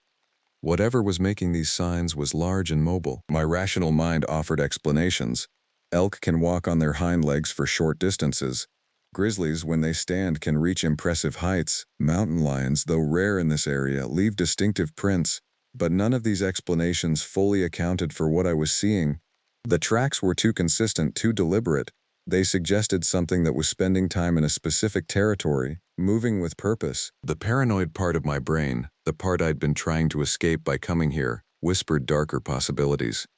There had been reports over the years of something in the mountains, cryptid nonsense mostly posted on obscure forums by people with more enthusiasm than credibility. But those reports often came from people who actually lived in these remote places, who spent their days in the backcountry. I tried to ignore the whispers. Instead, I increased my patrols, extending my routes to cover more ground around the lake. I started carrying bear spray as a matter of routine, not because I thought I'd encounter anything more dangerous than an aggressive grizzly, but because I felt better with it. Then came the sounds. The night of May 8th, I was reading by lamplight in the cabin when I first heard it. A noise from the forest, not far from the structure. It was somewhere between a howl and a scream, high-pitched and sustained. The kind of sound that makes your sympathetic nervous system kick into overdrive. I killed the lamp, listening. The sound came again, closer this time, then faded into the distance. I spent the rest of that night awake, sitting in darkness, listening to every crack and shift of the cabin walls. By the time dawn came, I'd convinced myself it was a wounded animal, maybe a young elk separated from its herd. That explanation satisfied my rational mind, even though some deeper part of me knew better. The sounds continued, though never quite close enough to clearly identify the source. Always at dusk or in the deep hours of the night. Always that same quality of something between animal and not an animal. I stopped mentioning them in my radio reports. Instead, I increased my whiskey intake on the evenings I heard them. By the end of May, I'd found more evidence. A piece of cloth, bleached nearly white by exposure, tangled in branches near the forest's edge. When I examined it, I recognized the pattern. It was from one of the National Park Service uniforms, the kind rangers wear. I drove down to Kalispell and pulled the records. There had been a ranger missing from the park since October of the previous year. His name was David Yates. He'd been conducting a solo patrol in the backcountry and simply hadn't returned. Search teams had found his vehicle still parked at the trailhead. His body was never recovered. The official report had classified it as a possible accident, a fall or exposure-related death in terrain that made recovery impossible. Looking at the photo in the file, I felt something shift inside me. Yates was smiling in his ranger uniform, clearly taken during better times. He looked like someone who might have appreciated the work I did. The solitude, the sense of being useful in a place that didn't care much about human presence. I filed a report about the fabric scrap, noting the location where I'd found it. Marcus seemed troubled by the discovery. He suggested I take some time off, that I seemed maybe a little too focused on this particular area. "You're starting to see patterns that might not be there," he said gently, not unkindly. "Happens to people who work alone too much." Maybe he was right. Maybe I was. But I kept the scrap of cloth in my cabin, and I continued my patrols, and I continued to listen to the sounds in the darkness. June arrived with warmth that seemed out of place in the high mountains, melting the last of the snow and opening up the higher elevation trails. It also brought the first of the lost hikers. The call came in over the radio on a Thursday morning. 2 hikers from Bozeman had set out for a 6-mile loop near Mount Jackson and hadn't returned to their vehicle. Standard procedure: I'd coordinate with 2 other rangers to search the likely routes and checkpoints. Standard recovery time for lost hikers in our area was usually between 4 and 12 hours. I found them after 7 hours of searching, huddled together under a rocky overhang about a mile off the marked trail. They were fine physically, just confused and scared, having taken a wrong turn and panicked rather than backtracking. I radioed their location and helped them back to the trail, and everything proceeded according to protocol. But before they left, the woman, whose name was Joanna, asked me something I didn't expect. "Did you hear them last night?" she asked, gripping my arm with more intensity than the situation seemed to warrant. "Those sounds in the forest?" I asked what she meant. "We heard them at our camp, near Lake McDonald, around midnight. These sounds like something screaming over and over, so loud it echoed off the rock walls. My partner thought it was maybe a mountain lion, but I've heard recordings of mountain lion calls. This wasn't that. This was..." She trailed off, unable to complete the thought. Her partner, a man named James, seemed eager to change the subject. He kept suggesting they had a drive ahead of them, kept moving her toward the trail. But I'd seen his face when she was talking. He'd heard the sounds too, and whatever he thought they were, he didn't want to speculate about it out loud. After I'd radioed them back to civilization and filed the incident report, I sat in my cabin with the map spread out on the table, marking the locations of all the unusual activity I'd documented. The points formed a rough circle, with my cabin and the lake at the approximate center. The concentration was densest in the forest sections to the east and north, the oldest growth timber with the deepest shade. I started researching more seriously. Through the park library database, I found historical records. Over the past 40 years, there had been 11 missing persons cases in the glacier backcountry. 11. The official explanations ranged from hiking accidents to exposure to one case that was ultimately classified as a potential wilderness suicide. But looking at the dates, I noticed something. 7 of those disappearances had occurred between October and May, the off-season, the months when the park was less populated, when people were fewer. I also found older records going back to the 1920s when the park was first established. The accounts were brief and anecdotal, mostly contained in ranger journals and personal accounts, but they painted a consistent picture: missing hikers, disturbed campsites, sounds in the forest that no one could quite explain. One entry, dated August 1947, caught my attention. It was from a ranger named Henry Corwin, written in careful handwriting in a ledger that had been digitally archived. "Discovered unusual tracks in the forest east of the lake. Tracks appear humanoid but with stride length and depth inconsistent with any known hiker I have records of. The ground impressions suggest weight distribution unlike any animal I have encountered. Recommend marking area as unstable terrain until further evaluation. Have heard reports of strange vocalizations from the local tribes. They speak of pale walkers that emerge in autumn. Have noted they will not venture into the northern sections of the lake area after dusk." Pale walkers. I made copies of the document. That night I sat by the lamp and read it over and over, feeling something that was part validation and part deepening dread. The sounds intensified in mid-June. They were no longer confined to dusk and the deep night hours, but were occurring irregularly throughout the day. They came from different directions, suggesting either multiple sources or something that was covering significant ground. The quality of the vocalizations seemed to change too, as though the creature or creatures were experimenting with different pitches and tones. Sometimes they almost sounded like words, shaped by something that didn't quite understand human speech patterns. I increased my patrols to nearly 12 hours a day, pushing myself physically past the point of reasonable exhaustion. I was driven by something I couldn't name, something that combined curiosity with a growing sense of urgency. I felt as though I was approaching some kind of understanding, and that understanding was important, though I couldn't articulate why. The second lost hiker incident occurred on June 22nd. A solo female hiker, aged 31, had gone out for a day trip on the Gunsight Lake Trail and failed to return. When the search began, I took lead, familiar with that section of terrain. I found her at dusk, sitting by a small stream about 2 miles off the marked path. She was alive but barely responsive. Her name was Catherine, and she was in a state of confusion that suggested either head injury or severe shock. Her clothes were torn, and there were scratches on her arms and legs that looked fresh. I administered what first aid I could, radioed for helicopter evacuation, and waited with her until the rescue team arrived. Before the helicopter left, I managed to speak with her. Though she was only marginally coherent, something followed me, she kept saying, her eyes focusing and unfocusing. Something big. It stayed just at the edge of sight, but I could feel it. The way it moved was wrong. It moved like a person, but not like a person. I asked her to describe it. White, she whispered. Very white. And tall. So tall. When it moved between the trees, it didn't seem to fit the spaces, like it was too big, but it moved through anyway. She was sedated for the flight, and I never got the chance to ask more questions. But I filed a detailed report, noting her exact location and the state of the surrounding area. What I didn't file was the additional observation I'd made at the site. In the dirt near where she'd been found, there were tracks again, identical to the ones I'd documented before. Fresh enough that I could see the moisture still glistening on the earthen walls of the impressions. And they weren't just near her. They circled her resting place in a complex pattern that suggested the creature had been examining her, moving around her in what might have been a deliberate investigation. The pattern was closing in. July brought hikers in greater numbers. The weather was warm, the trails were fully clear, and the park was transforming into a destination for people seeking alpine scenery and wilderness experiences. This should have brought me comfort, the presence of other humans, the sense that I wasn't alone in this strange communion with whatever lived in the forest.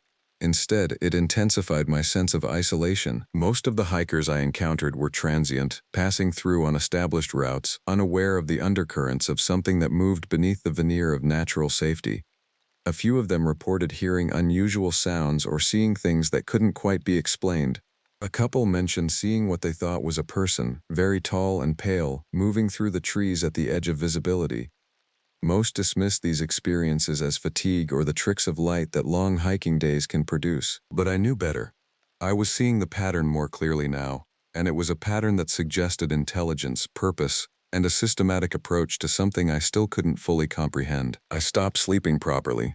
I'd lie in the cabin at night listening to the sounds outside, my mind constructing possibilities ranging from the mundane to the genuinely terrifying. During the day, I pushed myself harder, covering more ground, documenting everything with obsessive precision, my notebooks filled with observations that grew increasingly speculative and paranoid. In the second week of July, I found what I think was a nest, though the term doesn't capture the reality of it. Deep in the forest, in a depression formed by fallen trees and dense undergrowth, there was an area that clearly served as some kind of resting place. There were layers of branches arranged in deliberate patterns, flattened earth indicating repeated use, and scattered around the area, fragments of things that shouldn't have been there, pieces of clothing, some so decomposed it was hard to identify their original nature. Bits of metal, possibly from hiking gear or equipment, and bones. Small mammal bones mostly, scattered and broken, but also a femur that was clearly too large to come from anything smaller than a human. When I ran my hand over the surface, I could feel the marks of teeth. I photographed everything, my hands shaking badly enough that the images were slightly blurred. I reported the location to Marcus, describing it as a possible bear den with evidence of carnivory that went beyond normal predation patterns. He told me to mark it for wildlife management's attention and stop spending so much time in that area. "You're getting obsessed," he said during one of our phone conversations. "It's not healthy. You should take some real time off. Maybe go back to town for a few days. Get some perspective." I didn't take time off. Instead, I began spending more time in the forest, particularly in the evenings, deliberately seeking contact with whatever was out there. I told myself I was gathering data, conducting research, but the truth was something darker. I was seeking proof, confirmation that what I was experiencing was real and not simply the gradual descent into paranoia and delusion. On July 18th, I had what I can only describe as an encounter, though it lasted mere seconds. I was hiking near the eastern edge of the lake, in an area of old-growth forest where the tree canopy was so dense that even at midday the light filtered through in pale green shafts. I was moving carefully, documenting a series of tracks I'd found when I became aware of a presence. Not through any conventional sense, but through some kind of instinctual awareness that something large was nearby. When I looked up, there was a figure perhaps 40 yards away, partially obscured by the trunks and undergrowth. It was tall, distinctly bipedal, and its skin had a luminous quality that seemed to absorb light rather than reflect it. The face was turned toward me, though I couldn't make out features. What I noticed most was the posture, the way it held itself. It was studying me with the same intensity that I was studying it. I don't remember consciously deciding to run, but suddenly I was moving, crashing through the underbrush toward the trail. I ran until my lungs burned and my legs felt like they might give out, until the forest opened onto the rocky shore of the lake. I didn't stop running until I could see my cabin through the trees. Inside the cabin, I locked the door and the windows, and I sat on the floor with my back against the wall, trying to slow my breathing. My heart was racing at a pace that felt dangerous, and sweat was pouring down my face despite the relative cool of the interior. For the rest of that day and into the night, I remained in the cabin. I stoked the fire and kept all the lanterns lit. I've never been a drinking man, but that night I finished a bottle of whiskey, trying to achieve some kind of chemical unconsciousness. It didn't work. I simply became drunk and terrified instead of just terrified. Around 3 in the morning, I heard scratching sounds at the window. Not aggressive, not urgent, just a low, persistent scratching, like something was testing the barrier between inside and outside. I didn't look. I sat in the corner of the cabin, staring at the window pane and listening to the sound, and I realized that what I'd been experiencing wasn't paranoia or delusion. It was selection. I was being chosen, examined, and evaluated for purposes I couldn't comprehend. Whatever was in the forest had noticed me, and my presence, my solitude, my willingness to spend time in the remote spaces where these things moved, had made me interesting to it. I stayed in the cabin for 3 days after that encounter, leaving only to use the water pump and to check on the wood supply. I told Marcus over the radio that I was sick, that I needed to rest. He offered to arrange relief, to have someone come out to the cabin, but I refused. The thought of another person here sharing this space was unbearable. On the 4th day, I forced myself to go out, not because I wanted to, but because I recognized that the fear was consuming me in ways that weren't sustainable. I either had to confront what was happening or accept that I was becoming unfit for this position. I chose confrontation. I returned to the area where the nest had been, in the dense forest east of my cabin. I moved slowly and deliberately, making noise as I walked, wanting whatever was out there to know exactly where I was. The sun was already setting, and I was banking on the idea that whatever lived in these woods was more active during dusk. For 45 minutes, I found nothing but the usual forest sounds. Then, as the light was failing to a blue-gray dimness, I heard the vocalizations again, but this time they came from a specific location, as though the creature wanted me to come toward the sound. I followed it. The forest opened into a small clearing I'd never discovered before, despite all my months of patrols. The clearing was roughly circular, maybe 30 feet across, and it bore obvious signs of use. There was flattened vegetation, patches of disturbed earth, and what looked like arrangements of stones set in deliberate patterns around the perimeter. And in the center of the clearing stood the creature. In the failing light, I could see it more clearly than before. It was easily 7.5 feet tall, with a body structure that was roughly humanoid but with proportions that suggested something evolved along a completely different path. The skin was indeed pale, almost luminescent, with a quality that seemed to shift depending on the angle of what little light remained. What struck me most was the stillness. It wasn't moving, wasn't threatening. It was simply standing, watching me with an intensity that I could feel as a physical pressure. I stopped at the edge of the clearing, my heart pounding but my mind strangely calm. Here, finally, was the truth. Whatever it was real. Not a product of isolation or paranoia, but something tangible and present. "What do you want?" I heard myself ask. The creature didn't respond in words, but it made a sound, a low, resonant vocalization that seemed to vibrate through my chest. It took a step toward me, and I forced myself not to run. What happened next defies easy explanation. The creature came closer, until it was perhaps 10 feet away. Then it did something that seemed impossible. It began to move through what I can only describe as a series of positions, a pattern of movement that was almost dance-like. As it moved, I felt something changing in my perception, a kind of vertigo that wasn't physical but seemed to affect my understanding of space and distance. And suddenly I could sense things. Information that wasn't coming through my normal senses but that appeared fully formed in my mind. I understood that this creature had been here for a very long time, centuries, maybe longer. That it wasn't alone, that there were others like it, moving through the forests and mountains of this continent long before humans arrived. That they hunted sometimes, but not always from hunger. Sometimes from something else. something that was almost investigative in nature, a need to understand the species that had invaded their domain. I understood that they communicated through these vocalizations, but that they also communicated in other ways through patterns of movement and through a form of direct mental contact that humans could barely perceive. I understood that some humans were more receptive to this contact than others, that isolation could make a person more open to these kinds of connections, and I understood that I had been chosen not for consumption, but for something else: observation, documentation, a kind of witnessship to something that existed beyond the normal realm of human experience. The vision, or transmission, or whatever it was faded, and I was standing in the clearing with the creature, my legs shaking, my mind reeling. The creature made another sound, different this time, almost like a questioning vocalization. Then, deliberately, it turned and walked into the forest, disappearing into the shadows with a silence that seemed impossible for something so large. I stood in the clearing for a long time afterward, unable to move, unable to process what had just occurred. Eventually, as full darkness fell, I made my way back to the cabin. I've been living in the cabin for another 3 months since that encounter, and everything has changed. The creatures still come near at night, but they no longer frighten me in the way they did before. I understand now that I was never in real danger. I was being educated, being open to a perspective that operates far beyond the normal parameters of human experience. I've continued my work as a ranger, but my observations have taken a different form. The official reports I file are still straightforward and professional, documenting lost hikers and wildlife concerns. But I keep a separate notebook, one that will never be filed or reviewed, where I record the movements and vocalizations of the creatures that live in the remote sections of the park. I've learned their patterns. There are at least 7 distinct individuals in the territory that centers around Lake McDonald. They move with purpose and intelligence. They avoid the main trails and human centers, but they watch from a distance, studying the people who pass through their domain.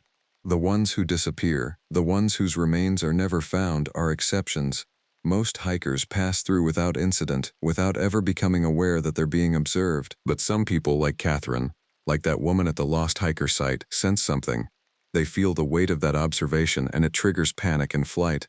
Most of the time they escape. Sometimes they don't. I think about David Yates often. I think about what his final hours might have been, whether he encountered a creature as I have, whether he was given the same gift of understanding. Part of me wonders if his disappearance wasn't an accident at all, but a choice, a decision made by someone who'd experienced something so profound that returning to normal human existence seemed impossible. Marcus has suggested again that I should take leave, that I'm not performing my duties with appropriate professionalism. He's right. I'm not the same person I was before July. I have information now that makes the daily work seem almost pointless. What does it matter if I maintain trails and rescue lost hikers, when there are beings with intelligence and continuity that extend across centuries, moving through the same forests, following patterns that have nothing to do with human needs or human understanding? But I stay, because I am a witness, and witnessing seems to matter. I hear the vocalizations most nights now. Some nights they come from the forest directly adjacent to my cabin.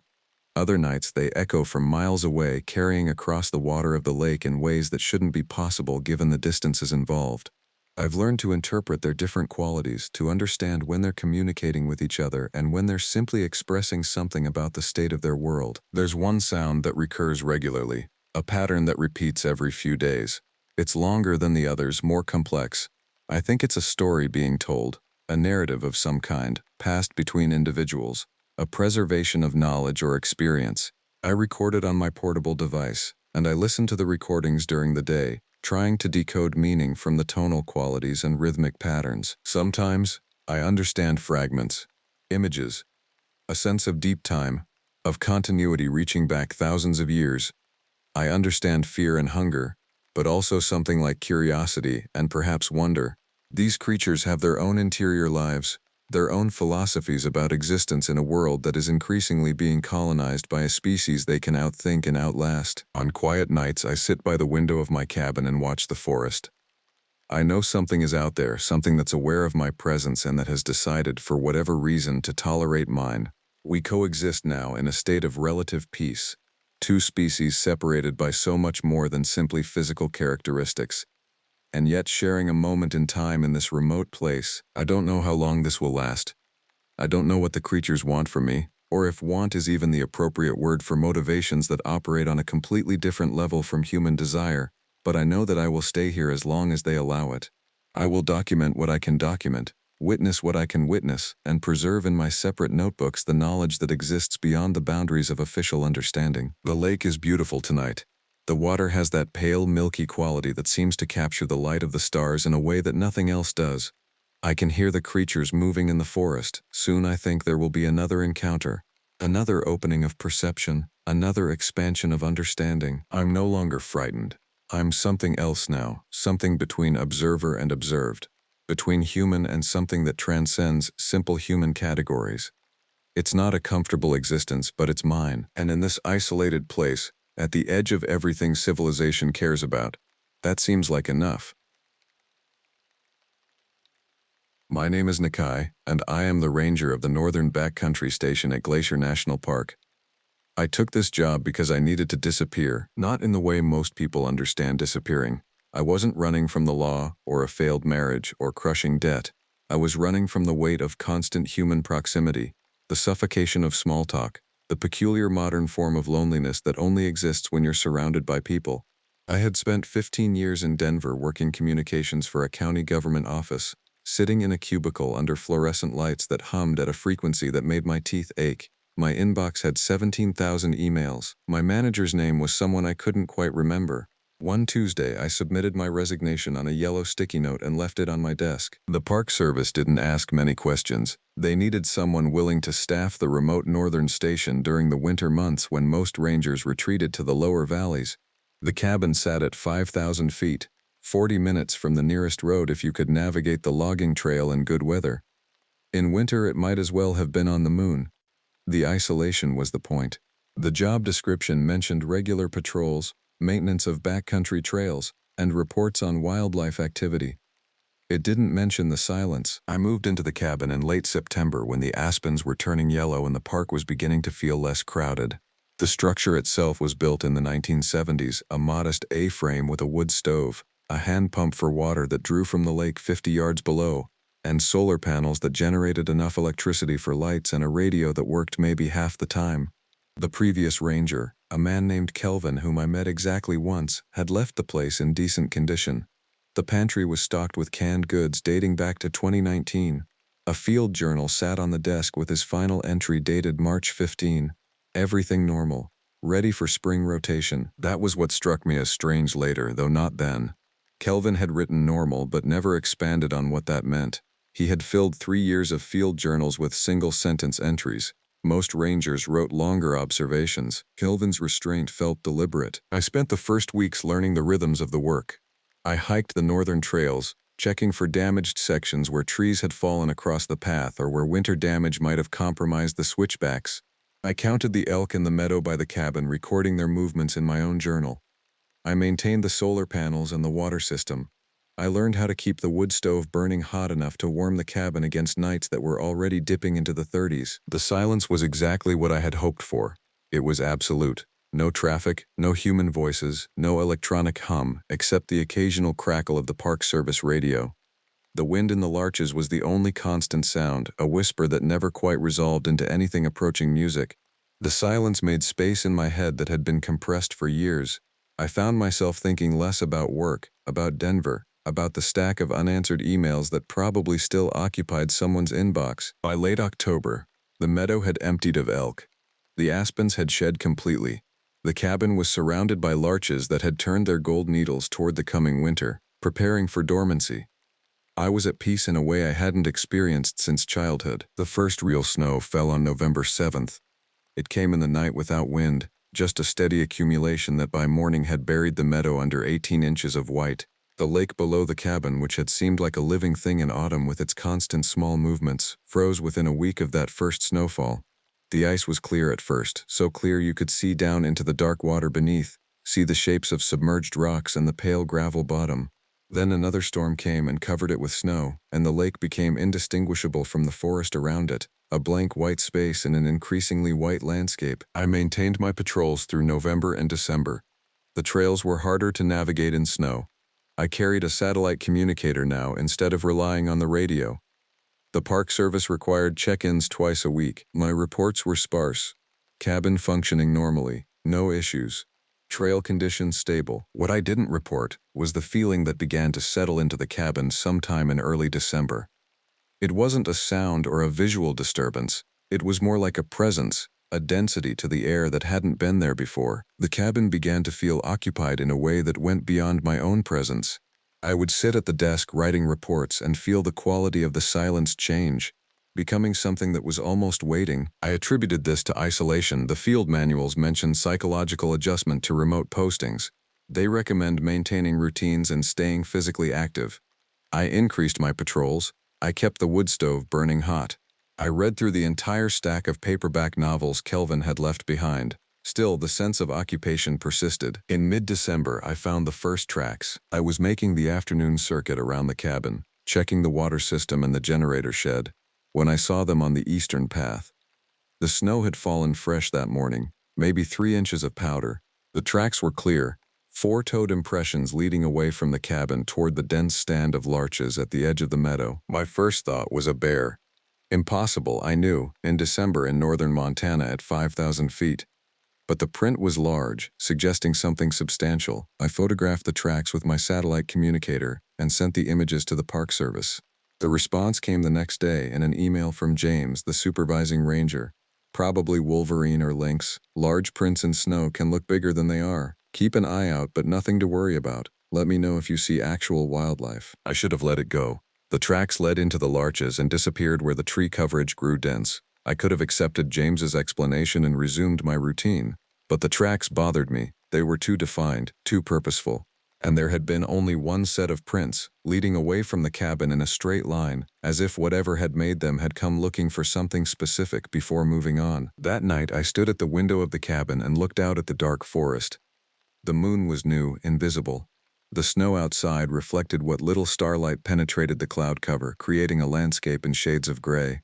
I could make out the frozen lake and the meadow beyond it, white and featureless. The larches were black shapes against the pale sky. I had the distinct sensation of being observed from within those trees, though I knew that was irrational. The wood stove ticked as it cooled. I was alone. I had chosen to be alone. And yet, for the first time since I had arrived at the cabin, I locked the door before going to bed. December deepened. The days shortened to barely 9 hours of light. The temperature settled in a range that never climbed above 20 degrees Fahrenheit, and on several nights dropped to -15. The wood stove required constant attention. I fell into a rhythm of waking every few hours to feed the fire, then returning to my bunk in the corner of the cabin where I could maintain the warmth of the stove's heat. The tracks returned. This time they circled the cabin, prints visible in the snow where I had not shoveled the paths clear. I found them on the second morning after a light overnight snowfall, a complete circuit around the building. The prints started at the eastern trail, continued around the rear wall where my bedroom window looked out onto the dark forest, and ended where the western wall met the meadow. The same four-toed pattern, deep and definite. I followed them with my camera and my satellite communicator, taking pictures and noting the location. When I transmitted the images to James, I added a note, consistent with second visitation. Whatever this is, it's returning deliberately. Recommend identification. James's response took 6 hours to come through. Check for food sources outside the cabin. Wildlife investigating human habitation as normal winter behavior. Secure any garbage or food waste. No danger indicated. But the prints circled the cabin. A bear investigating food sources would focus on a particular area where smell indicated something edible. These tracks were deliberate, investigative, and they carried a clear intent to inspect the entire structure. I sealed the exterior where the cabin walls met the foundation, filling gaps with expandable foam from the maintenance shed. I brought in the trash bins and emptied them into a secure container inside the cabin. I removed the bird feeder from the hook outside the window. The next night, something scratched at the wall where my bed was located. I was awake when it happened because I hadn't yet drifted into sleep. The scratching was distinct, deliberate, the sound of something solid pressing against the wood. It came 3 times, each scratch lasting perhaps 2 seconds, as if something was testing the integrity of the wall. The sound was wrong, though. The marks were too high for a bear, and the deliberation was too precise. No animal simply tests a wall at that height out of curiosity. I got out of my bunk and went to the window. My breath fogged the glass. I held my hand around my eyes to shield against the interior light and peered out into the darkness. The snow outside was illuminated only by starlight, creating a landscape of gray and black. I could see the marks on the wall below the window, 4 parallel gouges in the wood about 2 inches apart. I didn't sleep that night. I sat by the wood stove with a knife from the kitchen and the satellite communicator on my lap. I told myself that whatever was making the scratches was trying to get in out of the cold. The cabin represented shelter and potentially food. It was behavior that could be explained by the harshness of winter at elevation. The explanation didn't comfort me. In the morning, I examined the scratches more carefully. They had cut through the paint but not deeply into the wood. The marks were parallel and deliberate, executed with enough precision to suggest something with conscious control. I pressed my fingers against the gouges and found they were slightly sticky, as if something wet had left residue on the wood. I smelled them. There was a scent underneath the evergreen smell of the forest, something acrid and organic that I couldn't quite identify. I photographed the scratches and reported them without elaboration. James called on the radio that afternoon. "Nakai, this is James. I got your photos. Those don't look like normal wildlife damage." "No," I agreed. "They don't. Have you encountered anything on your patrols? Seen any actual animals?" I thought about the meadow. The tracks led into the larches in that direction. I had made a deliberate choice not to follow them into the trees. "Nothing concrete," I said. "I'm going to send up a biologist to investigate. Maybe someone is dumping animals or there's an unusual species present that we don't have on record. Probably not until January given the weather. You okay alone until then?" I looked at the scratches on the wall. "I'm fine," I said. "Cabin is secure." "Roger that. Check-in is scheduled. We'll figure this out." The radio went quiet. I was alone again, and I knew I was lying. The cabin did not feel secure. It felt like a cage that was being tested from the outside. Slowly, methodically, with intent. Over the following 2 weeks, the behavior escalated. The tracks returned each night, always circling the cabin. The scratching occurred at different points on the exterior walls, never violent, always with that same deliberate testing quality. I began to hear sounds that I couldn't immediately identify, low vocalizations from somewhere in the surrounding forest. Not quite growls, not quite the sounds any animal I could identify would make. They carried a quality of hunger or frustration. On December 20th, I found a deer carcass in the meadow. It was partially buried in snow. The remains clearly old, something that had died before the weather turned harsh. What struck me about the carcass was not the death itself, but the way it had been arranged. The remains were positioned in a line pointing directly at the cabin, the visible ribs and skull arranged with clear intention. It was the kind of arrangement a human might make to send a message. I documented everything. I photographed the carcass, the direction it pointed, the lack of tracks around it despite the fresh snow. I reported it all to James with the notation, "Possible human activity at site. Recommend investigation." James's response was immediate. "Nakai, if you're concerned about human threat, we can arrange for backup. That's not a normal part of park operations. But if you feel unsafe, let me know and I'll contact authorities." Human threat. I had not considered that someone might be doing this deliberately, but the carcass arrangement did suggest intelligence and intent. For a moment, I almost hoped it was human because humans are predictable. Humans have motives that can be understood. The behavior surrounding this cabin had moved beyond animal and was approaching something I couldn't categorize. "I don't think it's human," I typed back. "Just noting unusual activity." That night, the scratching was louder. It occurred at multiple points on the cabin simultaneously. I sat on my bunk with the knife and listened to the sounds of something testing the walls, the roof, the areas around the chimney where the wood stove vented. The wood stove itself had been running hot to combat the cold outside.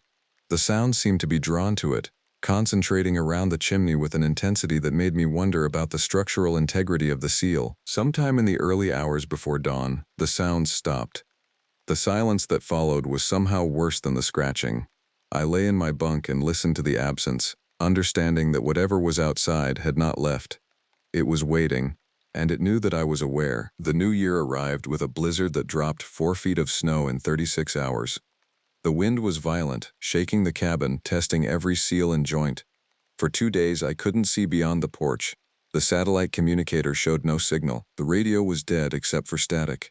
I was cut off in the absolute white, and for the first time I was grateful for the isolation. Whatever was outside could not navigate in these conditions, or so I told myself. When the storm cleared, the landscape had transformed.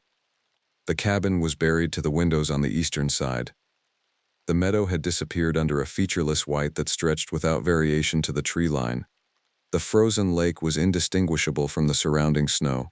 The world had become monochromatic, and the silence in the aftermath of the storm was deeper than any silence I had experienced. The Park Service responded to my weather check-in with a message that the biologist would arrive in the second week of January. James had arranged for a helicopter insertion to avoid the dangerous logging road. I was instructed to mark a landing zone in the meadow and to secure the cabin for the visitation. I felt no relief at the prospect. If anything, the knowledge that another person was coming heightened my awareness of the abnormality. The tracks appeared again the night after the storm cleared, fresh and definite in the new snow. The creature was bolder now, pressing against the cabin walls with enough force to make the structure creak. The scratching was accompanied by sounds that I could no longer attribute to wind. They were vocalizations, patterns of noise that carried intention. I began to notice something else. The sounds seemed to respond to the fire. When I added wood to the stove and the heat increased, the scratching intensified. When I let the fire burn down, the activity decreased. The week before the biologist was scheduled to arrive, I stopped heating the cabin. I wore insulated clothing and slept in a sleeping bag rated for 40 below. I reduced my consumption of anything that might create smoke from the chimney.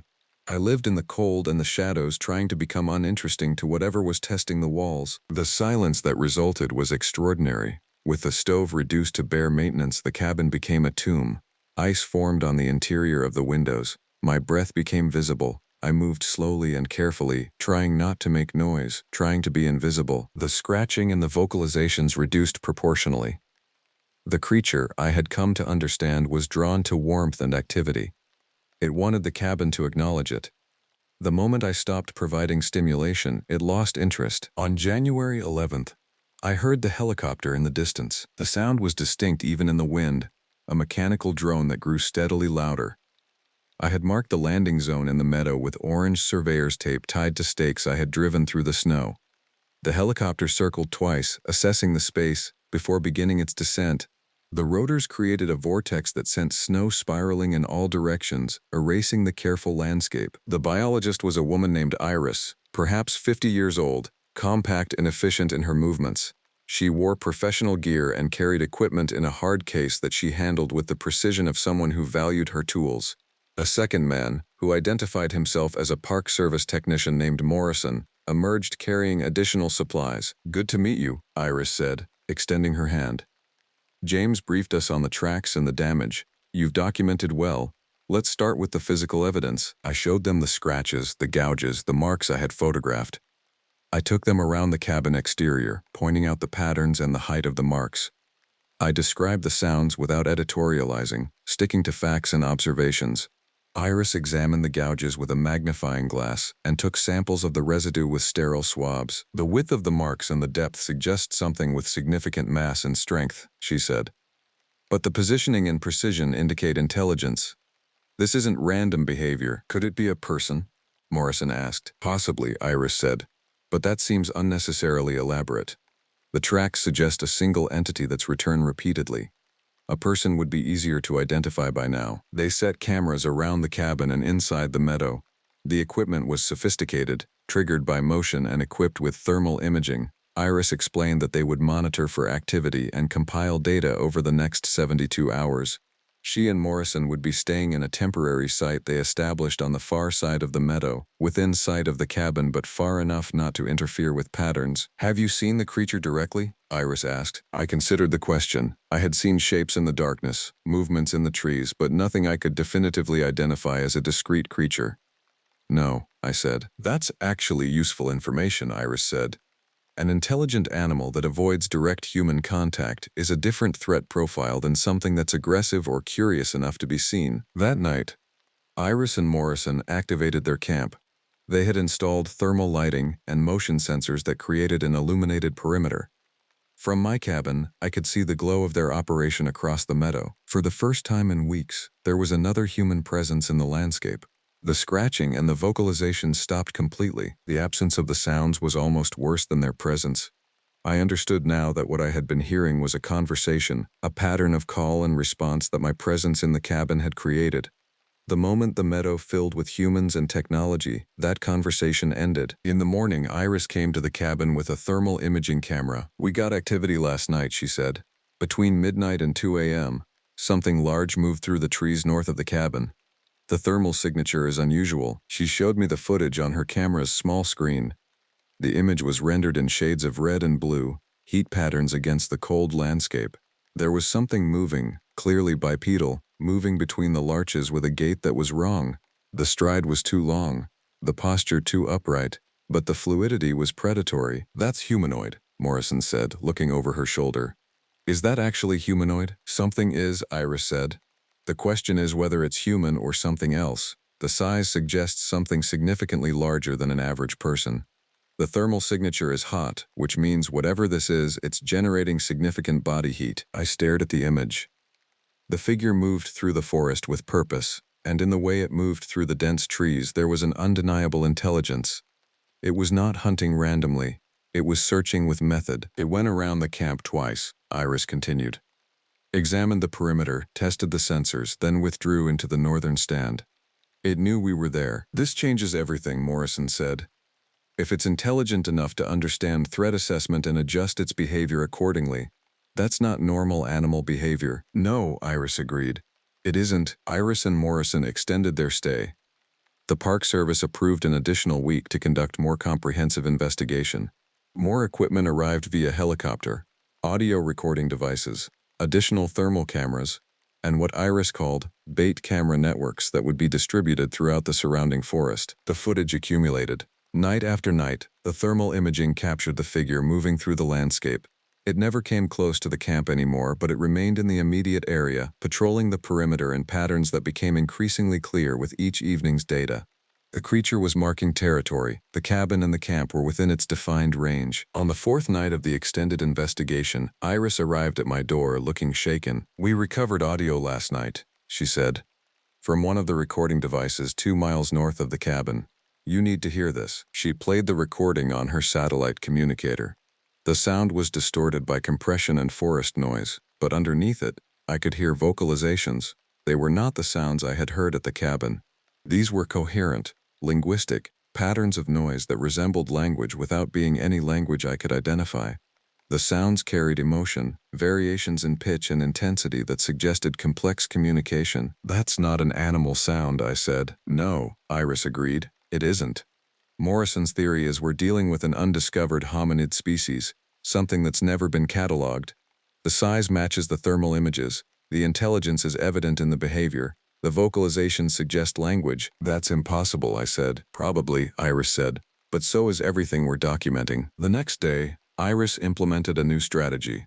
She set up recording equipment near the cabin and began playing back the vocalizations at dusk, attempting to initiate what she called behavioral communication. The sounds were eerie in daylight, patterns that seemed to contain intent and question. The response came that night. The creature returned, moving closer to the cabin than it had come since the camp was established. It stood at the edge of the meadow, just visible in the thermal imaging as a large heat signature against the cold background. For 20 minutes it remained there listening before retreating back into the forest. "It understood we were trying to communicate," Morrison said. "It came to listen, and then it left," Iris noted. "It's not interested in contact. It's curious but cautious." But on the fifth night, the pattern changed. The creature came to the cabin and pressed against the eastern wall where my bunk was located. The scratching resumed, but this time it was accompanied by vocalizations, sounds that were directed at the cabin itself, as if the creature was trying to push through the wall with noise and intention. I recorded the event and described it to Iris the next morning. She listened to the audio and looked at the thermal images from the cabin's exterior camera. "That's territorial assertion combined with something else," she said. "It's trying to communicate specifically with you. It understands that the cabin is different from the camp. It knows you're inside." "Communicate what?" I asked. "That it's aware," Iris said, "that it knows you, that this is its space." On the sixth night of the investigation, the Park Service sent word that due to snow forecasts, Iris and Morrison would need to evacuate the next morning. The helicopter could arrive at 9 a.m., but after that, weather would make arrival impossible for at least a week. Iris was frustrated by the timing. She wanted more data, more time to understand what they were dealing with. "We don't know enough yet," she said. "We have evidence of an undocumented species, clearly intelligent, that's exhibiting territorial behavior centered on your cabin. But we don't understand the threat level or the cause of its focus on your specific location. Maybe it's because I've been living in the space it considers its territory," I suggested. "Possible," Iris said. "But territorial animals usually drive out trespassers quickly. This thing has tolerated your presence for months. It's not trying to evict you. It's trying to claim you, maybe. Make you part of its territory through continuous acknowledgement." That night, Iris positioned cameras inside and outside the cabin. She wanted to capture the creature's behavior and, if possible, my reaction to it. We waited together as the evening approached. Me in my bunk, Iris positioned at the cabin's window with thermal imaging equipment. The scratching came at 11 p.m. It was loud and deliberate, concentrated on the wall where my head rested.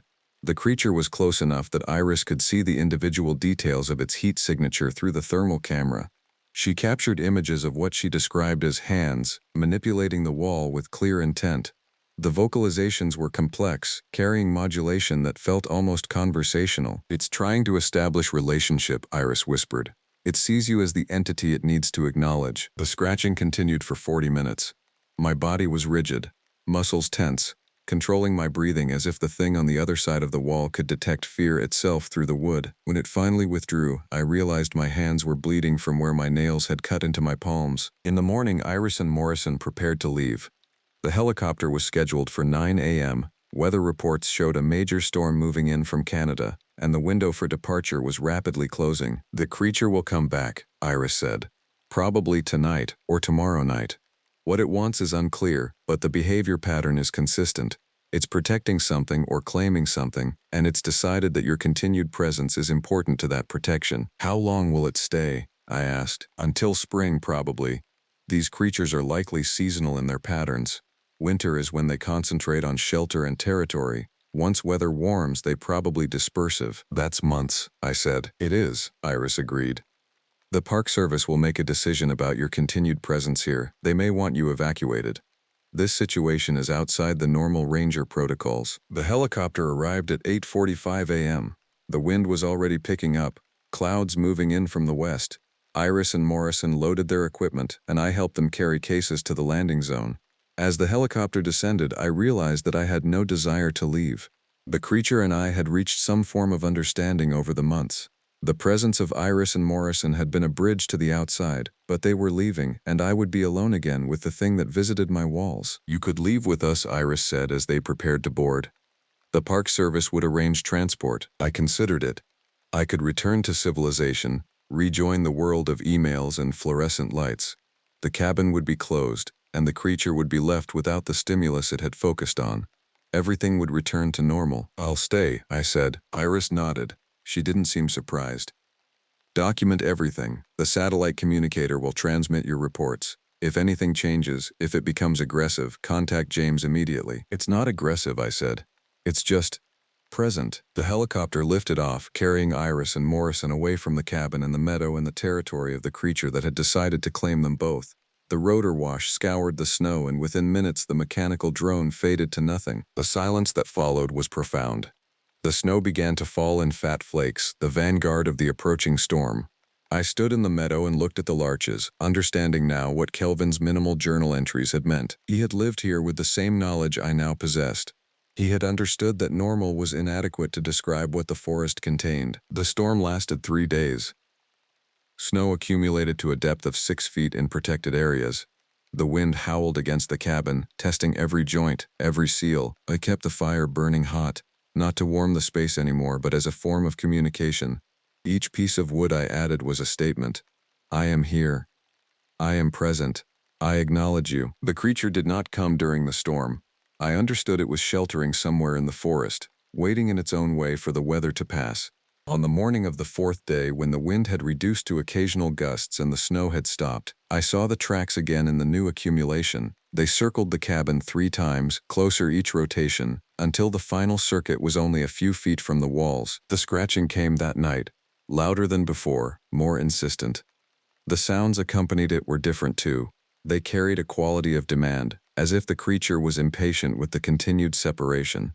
I matched each scratch with a sound of my own, pressing my hand against the inner wall in the location where the scratches appeared. We had conversations like this through the wood, my palm against the exterior of the wall, its claws against the surface.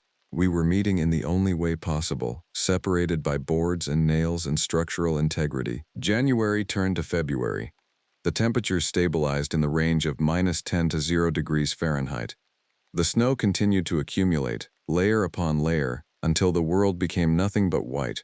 The Park Service sent food and supplies via helicopter on days when the weather permitted, but communication was reduced. James's check-ins became less frequent. The biologist Iris sent one follow-up email asking for updates, but I did not provide the details she was seeking. I understood that the outside world had classified this situation as resolved. An undiscovered species had been documented and would be studied in future seasons. The current problem had been monitored and would be managed. Nothing was particularly urgent, but the urgency existed in the cabin every night, in the sounds that came from the darkness beyond the walls, in the questions posed through scratching and vocalization. The creature was asking me something.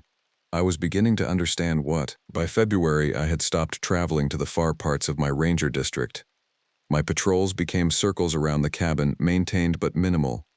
I spent most of my time in the cabin's interior, reading through Kelvin's field journals with new understanding. The entries that had seemed laconic now appeared intentional. Kelvin had discovered something and chosen not to document it formally.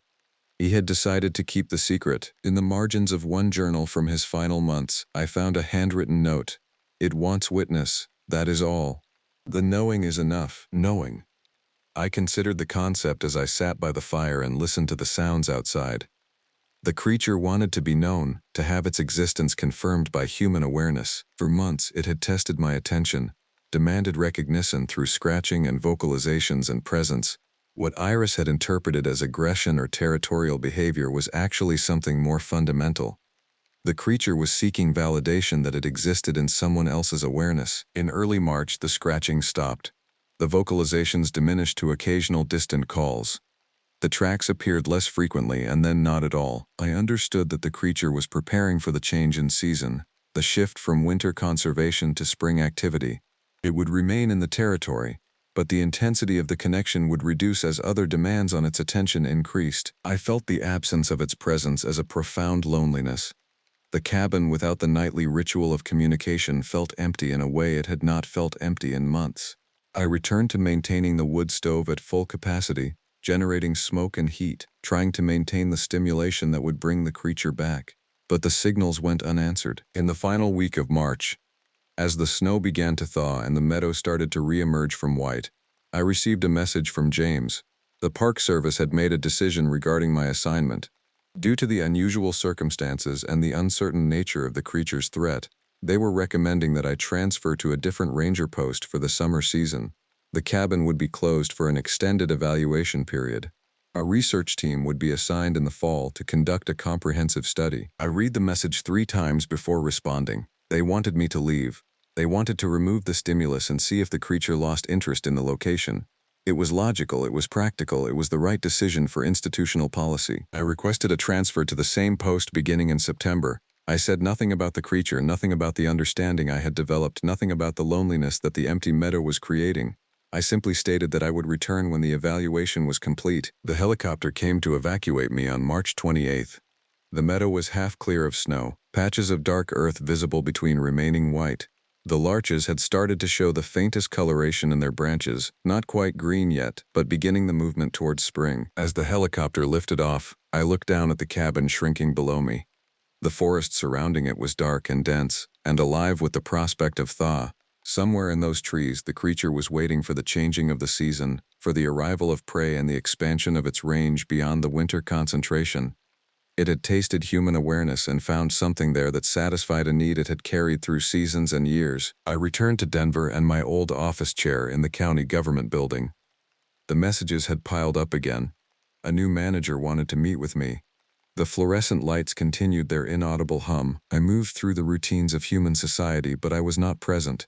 Part of my awareness remained in the cabin at 5,000 feet, in the meadow with the frozen lake, in the spaces between the larches where the creature moved through darkness and waited for autumn. The research team reported no unusual activity at the cabin during the summer season. No tracks, no signs of the creature, no evidence that anything had been present since the station was closed.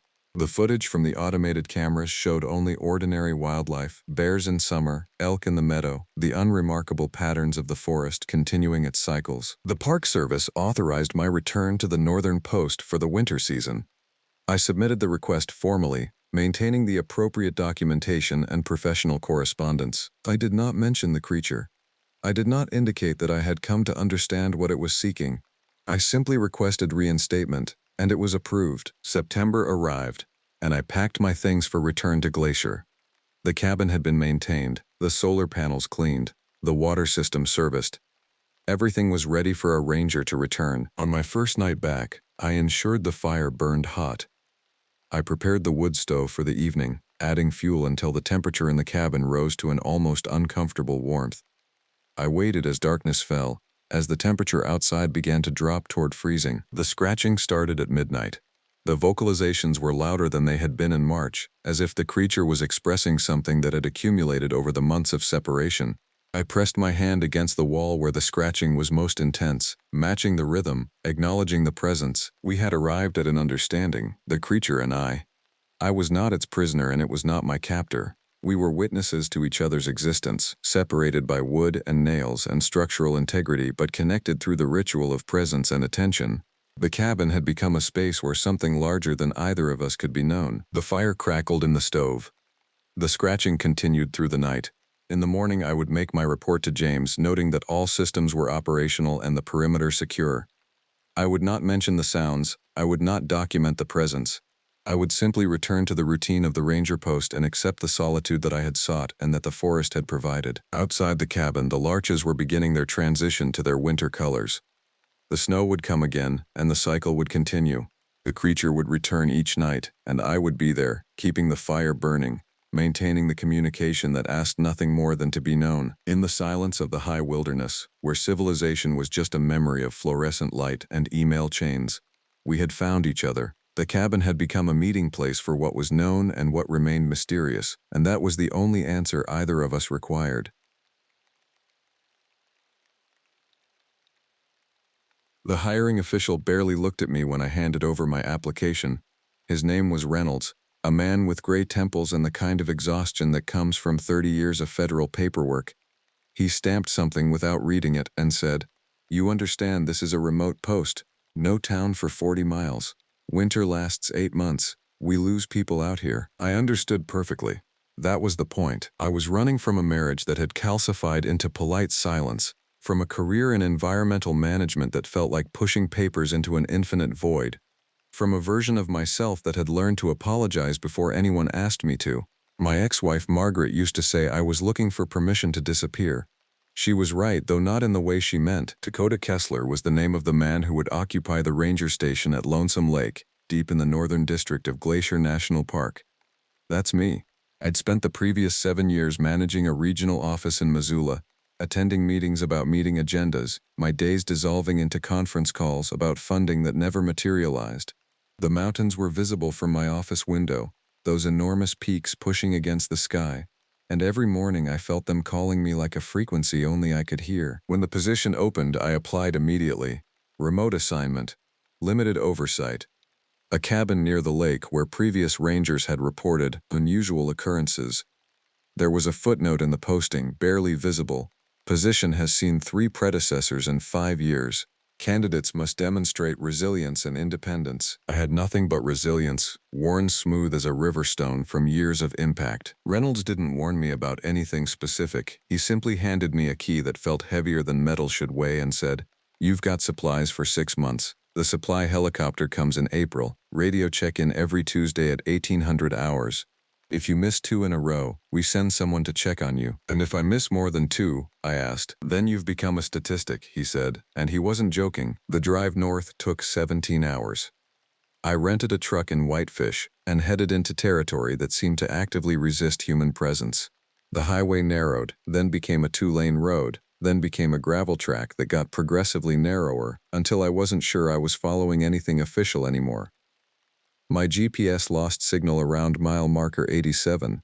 I relied on landmarks from the printed maps Reynolds had given me, a lightning-struck pine shaped like a reaching hand, a boulder painted with old ranger service marks, a creek running the color of slate. Lonesome Lake appeared through the trees like something remembered from a dream rather than discovered in waking life. The water was impossibly clear, so transparent that I could see the rocky bottom 12 feet down even in the deepening twilight. The ranger station was a modest structure, a one-room cabin with a covered porch, a stone chimney, and solar panels that looked relatively new. A larger building beside it served as the equipment shed. Behind both, elevated on concrete pilings, was the rain gauge, the anemometer, the atmospheric monitoring station. This was a post that took data seriously. I spent that first night building a fire in the iron stove, unpacking the boxes of supplies Reynolds had arranged to have delivered by helicopter the week before. Canned food, batteries, a shortwave radio with frequencies written on a laminated card. I found a logbook on the desk, a handwritten record of previous rangers' observations. Most entries were mundane: weather reports, wildlife sightings, maintenance notes about the water pump in the septic system. But mixed among the routine were stranger entries. August 12, 2022. Roberts. Heard vocalizations from the ridge tonight, not consistent with any known park wildlife. 3 distinct tones. Sounded almost like conversation. January 4th, 2023. Harmon. The deer were doing something odd near the edge of the lake ice today. They wouldn't cross it, just stood there breathing hard looking toward the north ridge. After 40 minutes they suddenly bolted. I've never seen wildlife behave that way. Heart rate still elevated as I'm writing this. February 17th, 2023. Harmon. Found tracks this morning, large quadrupedal prints pressed deep into the snow. The spacing suggests something that moved fast, heavy. The prints led from the lake to the ridge, then disappeared into bare rock where no animal would normally go. I followed them for half a mile. The impressions got deeper the farther I went, as if whatever made them was getting heavier with each step. That's not possible. I'm not writing that down again. February 28, 2023. Harmon. Leaving, taking an administrative leave. Cannot continue on this post. The next ranger, named Voss, arrived in March 2023. His entries were shorter, more clinical. April 3rd, 2023. Voss. Investigating strange smell in the woods. Organic decomposition mixed with something chemical. Couldn't locate source.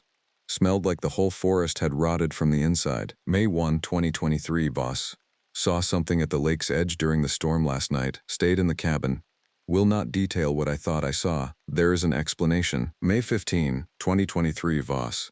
There is no explanation. Requesting transfer. The current entries were from Marcus Webb, who had lasted only 6 weeks before citing personal medical reasons in a terse note dated June 9, 2024. His final entry was the shortest of all. I don't know what lives here anymore. I don't think it's one animal. I sat at that desk in the dark, firelight casting moving shadows across those words, and felt something shift in my chest. This was what I had actually wanted. Not escape, confrontation, proof that the world contained more than its official catalog of species and phenomena. I had spent my entire life in careful, managed wilderness, taking measurements and filing reports. Here, in this remote post with its damaged predecessors and its strange notations, was a place where the margin between known and unknown still existed, where reality had room for doubt. I made tea and stood on the porch, looking out over the water. The moon was 3/4 full, painting the lake in silver. The far shore was completely dark, a wall of forest against the night sky. The air tasted like pine and cold stone. Somewhere in that darkness, something had been enough to break 3 experienced rangers. I thought of Margaret, sleeping in a bed that wasn't mine anymore. I thought of the conference rooms, and the fluorescent lights, and the careful conversations where nobody ever said what they actually meant. I thought of the mountains visible from my office window, calling. "All right," I said to the darkness, to the lake, to whatever was listening. "I'm here now." The wind moved through the pines, and for a moment, just a moment, it almost sounded like something responding. October arrived with a cold front that hit like a physical force. The temperature dropped 20 degrees in a single night. By November, the snow was serious, and by December, Lonesome Lake was locked beneath ice thick enough to support the weight of a truck, though I never tested that theory. I had adapted to the routine. Radio check-ins at 1800 hours on Tuesdays with a dispatcher named Carol who always sounded vaguely surprised that I was still alive. Data collection from the instruments. Maintenance of the cabin and equipment. Long hours in the enclosed space with the previous ranger's observations sitting in my mind like stones. I had become something of an obsessive about the logbook. I read it the way scholars read ancient texts, cross-referencing the observations, trying to construct a timeline of events. The vocalizations Harmon heard in August were followed by the strange behavior of the deer in January. The tracks Harmon found in February led away from the lake. Voss arrived in March and began detecting that chemical smell. By May, Voss saw something he wouldn't describe. By June, Webb was gone. Each ranger lasted progressively shorter. Roberts's tenure was unclear in the records, but from the gaps in entries, I estimated 4 months. Harmon made it through the worst of winter but broke in February. Voss didn't even last 3 months. Webb lasted 6 weeks. I was determined to last longer. The forests around Lonesome Lake were dense with whitebark pine, Douglas fir, and larch that turned blood orange before dropping their needles entirely. Hiking was difficult even in the early autumn. By October, I rarely ventured more than a quarter mile from the cabin. By November, I stopped venturing out at all during the hours of darkness. That was when the sounds really began. The first time I heard it, I thought it was wind. Wind does strange things in mountain valleys, bouncing off stone, finding resonant frequencies in canyons and rock formations. But this was different. This was deliberate. 3 distinct tones exactly as Harmon had written. Low, middle, high, with a quality that made the hair on the back of my neck stand up in a way that had nothing to do with temperature. The sound came from the ridge, carried down on a clear December night when the thermometer read -16 degrees. It lasted perhaps 30 seconds. Then silence. I sat at the desk, pencil shaking slightly as I wrote in the logbook. I understood, suddenly, why the previous rangers had stopped being able to maintain the professional distance they'd started with. This place demanded documentation, but documentation was its own kind of acknowledgement. Writing it down meant accepting that I had heard something real, something intentional. Vocalizations became more frequent. Most nights in late December and early January, usually between 2300 hours and 300 hours. I set up a recording device, a professional audio logger I'd bought during a supply run to the nearest town before the roads got bad. The recordings were useless. The sounds never appeared on the playback, even though I could hear them clearly in real time. Whatever made those vocalizations operated on a frequency my equipment couldn't capture, or the sounds didn't exist in any physical medium that conventional technology could measure. That was the moment I understood why the previous rangers had struggled to maintain their grasp on rational explanation. In mid-January, I found the first set of prints in the snow near the cabin. They were deeply impressed into the crust, 4-toed, each print the size of a large dinner plate. The spacing between them indicated a creature moving upright, or at least quadrupedal with an extremely long stride. The tracks came from the ridge down toward the cabin, circled it twice, and then headed toward the lake. I followed them, tracking the disturbed snow back up the slope. The trail led to a specific location, maybe half a mile from the cabin, a clearing among the pines where something had been standing for an extended period. The snow was packed down, compressed, with deep gouges where something had clawed or dug. There was a smell there, faint but present, exactly as Voss had described it. Organic decomposition mixed with something acrid, almost chemical. My first instinct was to leave, to not linger in that place. I stayed long enough to take photographs. I stayed long enough to collect a sample of the soil, though I wasn't sure what I was testing for. I stayed long enough to realize that the smell was stronger in one specific spot, where the snow had melted despite the surrounding cold, revealing dark earth beneath that steamed slightly in the frozen air. Something had bled there, or sweated there, or had been standing in that spot long enough to generate heat. In the middle of January, in the heart of a Montana winter, by late January my sleep had become fragmented. I would lie in the cabin's narrow bed, listening to the wind and wonder if the sounds I was hearing were external or generated by my own exhausted mind. The cabin had only one door and one window, both locked. The window faced the lake. I had moved a chair there, where I could sit with the logbook and attempt to make sense of my observations. On January 28th, I saw the deer. It stood at the edge of the frozen lake, near the spot where my mystery tracks led. The animal was completely motionless, just as Harmon had described. Its flanks heaved with exertion, visible even from a distance. Its head was turned toward the ridge. I watched it for 45 minutes. It never moved, never flinched. Every muscle appeared locked in a state of extreme tension. Then, suddenly it bolted. Not toward the forest, toward the open ice of the lake, running in long, desperate strides until it was 50 yards from shore. Then it simply collapsed, folding onto its legs in the middle of all that white emptiness. I considered going out to investigate. The ice was solid enough, the distance was manageable. But something, instinct, self-preservation, the accumulated weight of the previous ranger's warnings, kept me in the cabin. The next morning, I checked the logbook and found that I had fallen into the exact pattern of previous rangers. Observe. Document. Question reality. Withdraw further. The isolation was becoming a living thing, pressing down on the cabin like a weight of snow that never melted. That night I heard the vocalizations again, but this time they were different. This time they came from the ridge and sounded almost like they were calling my name. February is when Glacier National Park becomes absolutely hostile. The snow doesn't fall in flurries but in sustained hours of heavy precipitation. The temperature doesn't hover around zero, it settles there like a permanent resident. The days are short, the nights are long, and the darkness takes on a texture and weight that daytime dwellers cannot imagine. By the first week of February, I had not left the cabin in 14 days. The supplies were holding. The stove was burning constantly. The radio batteries were charged. But the isolation had become something I could feel in my bones. A specific frequency of loneliness that had nothing to do with being physically alone. The sounds had intensified. Every night, without fail, the vocalizations came from the ridge. 3 tones, patient and deliberate, like something slowly learning to speak. I recorded them on a paper ledger instead of attempting to use recording equipment. The attempt at documentation, at maintaining some connection to objective reality, became a form of meditation. On February 6th, Carol's voice through the radio was different when I called in for my Tuesday check-in. Usually she was professional but warm, the voice of someone monitoring a routine situation.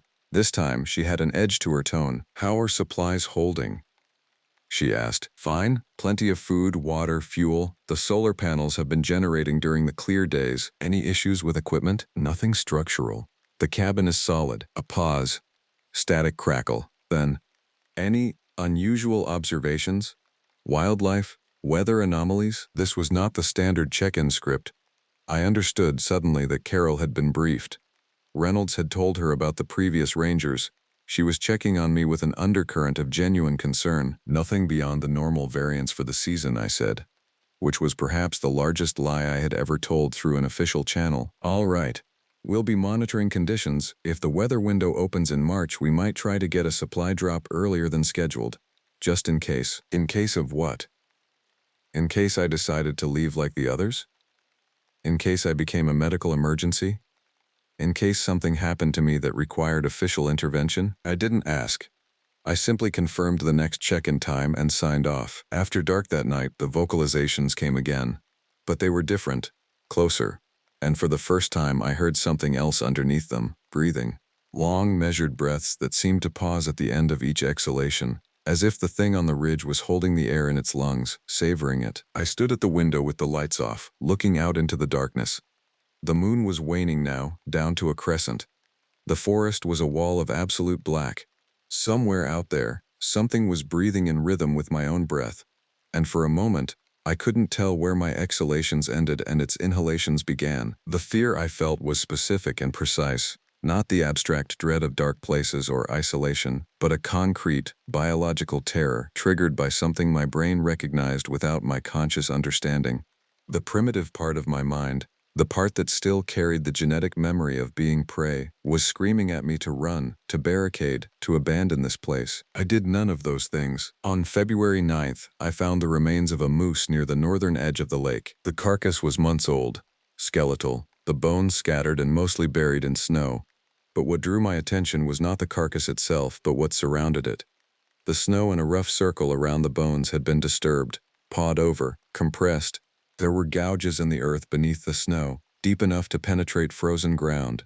And there was a smell, much stronger than what I'd detected at the clearing, that same rotting chemical combination that Voss had described. Something had been feeding here, something large, something that had been returning to this spot repeatedly. I found similar remains 3 days later, on the opposite shore, elk this time, or what had been elk, the skeleton too compromised to be completely certain.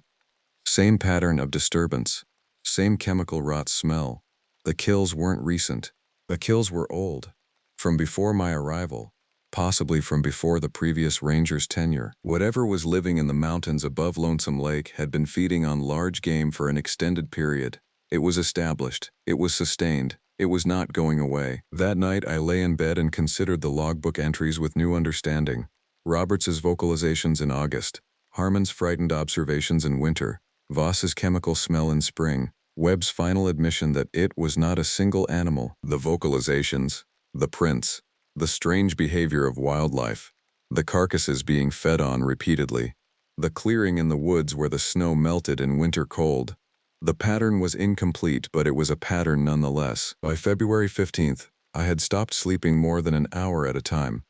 The exhaustion was starting to affect my judgment. I would sit at the desk, reading the previous ranger's entries and feel my mind starting to slip. The coffee wasn't helping. The food was becoming tasteless.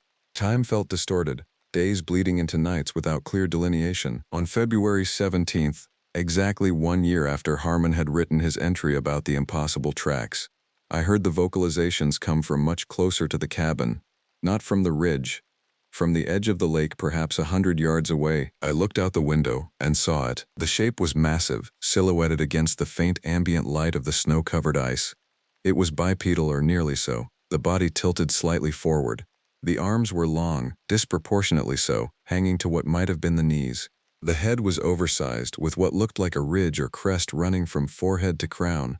It stood absolutely still, just watching the cabin, and I understood with complete certainty that it was aware of me, that it had always been aware of me, that it had been waiting through all the weeks of vocalizations and footprints and chemical signs, waiting for me to reach this moment, standing at the window, finally seeing, finally understanding. The creature opened its mouth and made the three-tone vocalization. Low, middle, high. But this time, something in the middle tone sounded almost like a word, almost like my name, stretched and warped through a throat that was never designed to produce human speech. I backed away from the window. My legs were shaking. My heart was moving at a rate that felt dangerous, and I wondered distantly if I was about to have a cardiac event. I moved to the far wall, away from the window, and sat on the floor with my back against the log wall. The vocalizations continued for perhaps 2 minutes. Then silence. I sat in that darkness for 4 hours without moving. By late February, I was operating on a narrower and narrower margin of functionality. The cabin had become both sanctuary and prison. Outside represented a threat I could now visualize. Inside represented isolation that was becoming increasingly difficult to endure. I had stopped maintaining the professional boundaries that had served the previous rangers so poorly. Instead of documenting my observations with the detachment of a scientist, I was writing about fear, about the way my hands trembled when I held the pencil, about the dreams I was having, where something was learning to speak my language, and it was using my own voice to do it. The creature did not approach the cabin again, but I could feel it. Presence like pressure. It moved through the forest with increasing confidence, as if it was becoming accustomed to being seen, to being acknowledged. I found more carcasses, 4 additional sets of remains, feeding sites established and maintained. The pattern became clear. Something was methodically stripping the game animals from the valley. Something was consolidating control. On February 25th, Carol's voice through the radio was strained. We're concerned about the lack of communication from adjacent posts. 3 other rangers in the Northern District haven't completed their last check-ins. We're sending a helicopter tomorrow to investigate. Will you be available for pickup? My first instinct was to say yes. My second instinct was to consider what I had seen and realized that leaving would mean abandonment. Not of the post, but of the knowledge I had gathered. The previous rangers had fled, had scattered into the wider world with warnings no one would believe. I could do the same, or I could complete the documentation. I could leave something behind that might serve the next ranger, or the one after that, or whoever eventually came to this place seeking answers. No, I said. I'm stable here. Supplies are sufficient. No equipment issues. I'll be fine until the April supply drop. The other posts, Carol began, are probably experiencing similar situations, I said quietly. Unusual wildlife behavior, equipment anomalies, radio interference from weather. I'd suggest investigating thoroughly. A long silence. Copy that, she said finally. We'll reach out again next week. Make sure you're here for the check-in. I would be here. I was always going to be here. The helicopter came on February 27th. I heard it in the distance, the rotors cutting through the thin mountain air. It never came close to the lake. The landing site was scheduled for a clearing 10 miles away, closer to the main Park Service access road. I watched the sky and listened to the distant sound, and I understood that somewhere out there, more rangers were being evacuated, more warnings were being issued, more people were being pulled out of this valley because they couldn't survive what lived here. The sound of the helicopter faded. The silence returned. That night, the vocalizations were different again. They weren't coming from the ridge or the lake anymore. They were coming from the forest immediately surrounding the cabin, from all directions simultaneously. Multiple instances of the three-tone pattern weaving together into something that almost resembled harmony, and underneath it that breathing sound, heavier now, more present, more patient. By early March, the creature was revealing itself more frequently. I caught glimpses of movement in the forest, a silhouette against the light snow, the impression of massive shoulders between the trees. Once I found handprints on the cabin window, actual handprints pressed against the glass from the outside. 5 fingers, a palm. Evidence that something was trying to understand the barrier between inside and outside, trying to comprehend the concept of a closed door. The prints were too large to belong to any animal I knew. On March 11th, something changed. The vocalizations stopped, completely. The presence that had been so constant, so oppressive, seemed to withdraw. The forest around the lake returned to something approaching quiet. The silence was worse than the noise. I checked the radio. The batteries were still good. I verified that the antenna was clear. I attempted to contact Carol at the scheduled time, but there was nothing but static. I tried again at 3 different times throughout the day. The radio was dead, or something was blocking the signal, or the world outside had simply stopped listening. On March 13th, I found a deer at my door. It was fresh, perhaps killed within the previous few hours. The carcass had been placed deliberately, carefully, arranged with the head facing the cabin and the legs extended in an almost peaceful position. There was no evidence of the usual predation, no torn flesh, no broken bones, no obvious cause of death. The deer simply lay there cold and still, a gift or a warning, or perhaps a question. I didn't move it. I stepped around it and returned to the cabin. That night, I heard something that might have been laughter coming from the ridge. A series of low, rumbling sounds that could not have been made by any animal I could identify. By March 18th, the obsessive documentation that had kept me functionally intact was starting to dissolve. The logbook was becoming more stream of consciousness. My handwriting was deteriorating. The entries were fragmentary, disconnected, filled with observations that would have been labeled paranoid by any external observer. It understands the concept of the cabin. It understands shelter. It understands doors. The deer at the door means something. It has to mean something. It's not random. There are other sounds now, underneath the vocalizations. Voices. Not quite human, learning. I'm not sure if I want to leave anymore. That last entry came on March 19th and I recognized it as evidence that my deterioration was accelerating. The cabin, which had been a sanctuary, was becoming something else. The isolation, which had been a choice, was becoming a necessity. The creature, which had been a threat, was starting to seem like something more complicated. A presence, a teaching, a purpose I didn't yet understand. On March 21st, my birthday, though I hadn't told anyone, hadn't even remembered until the date appeared on the logbook, I heard the helicopter again. It was searching flying patterns over the valley, trying to locate me. I stood on the porch and watched it pass by repeatedly.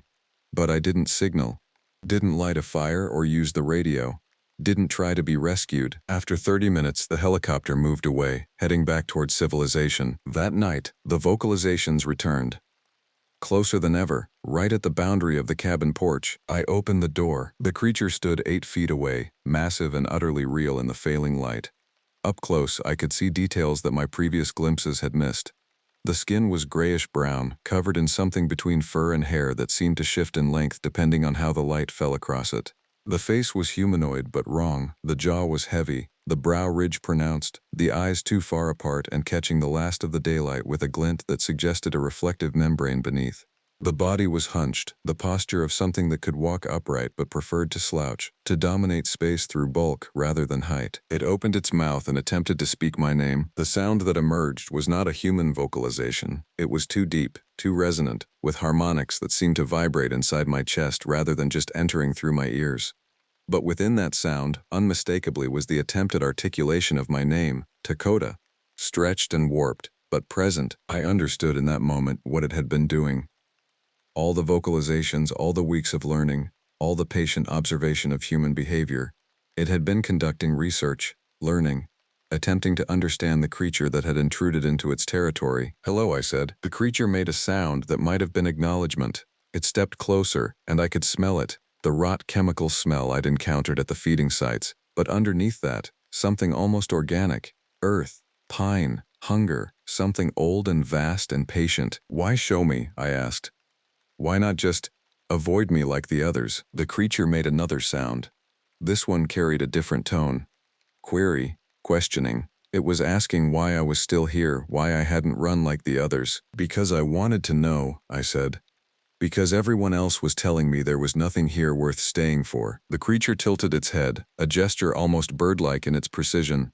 It made a series of three-tone vocalizations, and then, incredibly, a word came out: "Stay." My vocal cords had been closed for days.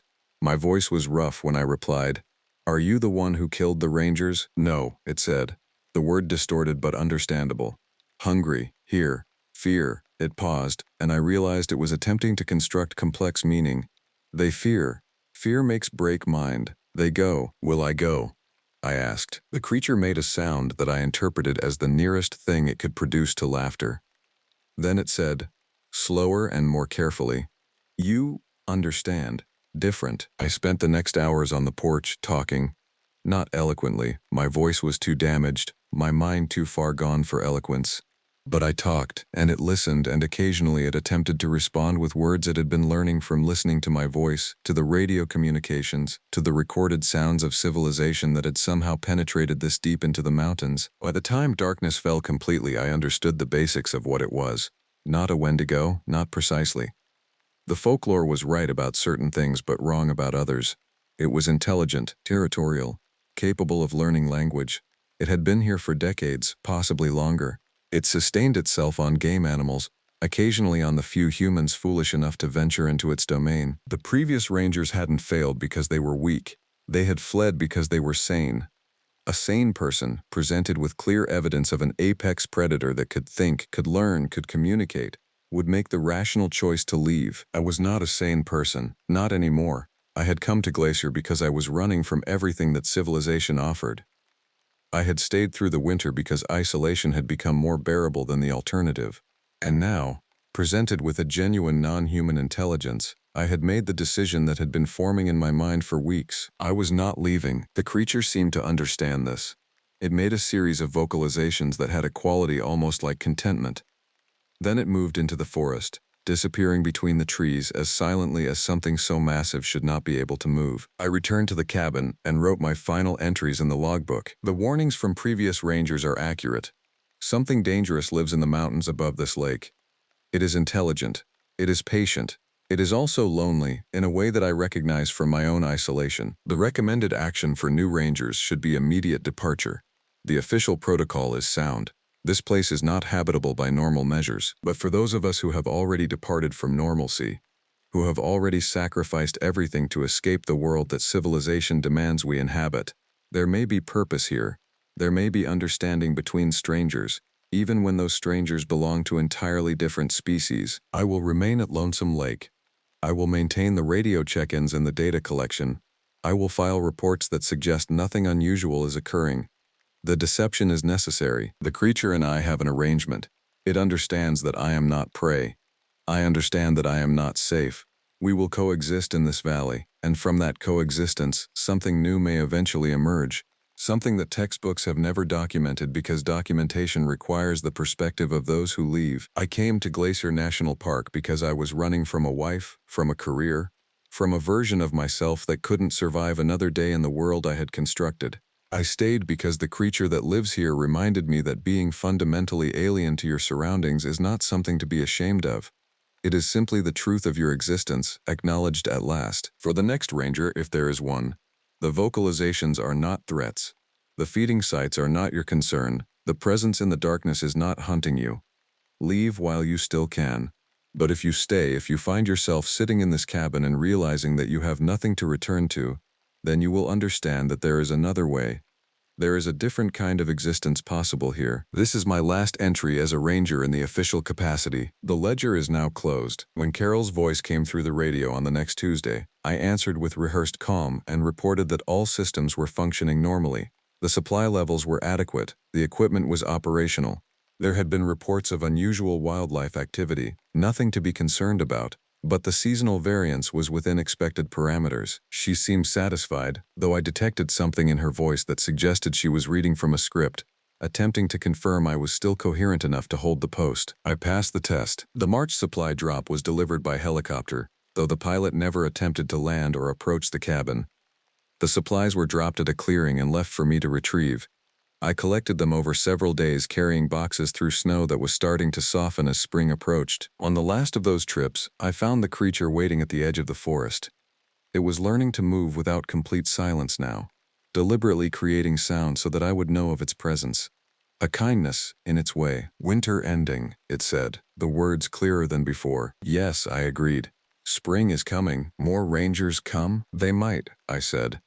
"Reynolds will want to know why the post isn't reporting normal observations. Eventually, someone will be assigned here." "You tell them?" "I could," I said. "But I think the next ranger will need to discover this place the way I did. That's the only way they'll understand." The creature made a sound that might have been agreement. "What's your name?" I asked. "Can I ask that?" It made a series of vocalizations that I couldn't begin to reproduce. Then it attempted to simplify, creating something that approximated. "Call me Stone, mountain sound." "Stone," I said. "That's good. I'll remember that." By April, the lake ice was cracking, and the world outside Lonesome Lake was beginning to wake. The news through the radio suggested chaos in the wider park system. Multiple ranger stations had been abandoned. Hiking trails were being closed pending investigation. There was talk of predator expansion, of the need for research teams and wildlife management initiatives. No one mentioned the real problem. No one spoke of a creature that could learn human language, that understood the concept of doors, that had been methodically documenting human behavior just as I had been documenting its own patterns. In the logbook, I placed a new entry on April 1st. This entry was not for Carroll or Reynolds or any official agency. It was for the next ranger. "Welcome to Lonesome Lake. If you're reading this, you have made the mistake of accepting the position that I held and the ones before me held. You will spend the first weeks telling yourself that the observations in this logbook are exaggerations or misinterpretations. You will feel the presence of something in the mountains and convince yourself it's isolation playing tricks on your mind. You will find the carcasses and create rational explanations. By the time you stop lying to yourself, it will be too late to leave. But that's all right, because you are the type of person who chose to come here, and that tells me something fundamental about who you are. You are not running to anything. And you are not running from anything. You are running out of things to run from, and this place will either break you or complete you. That is the choice that Lonesome Lake offers. I chose completion. Stone is waiting to meet you if you have the courage to let yourself be found.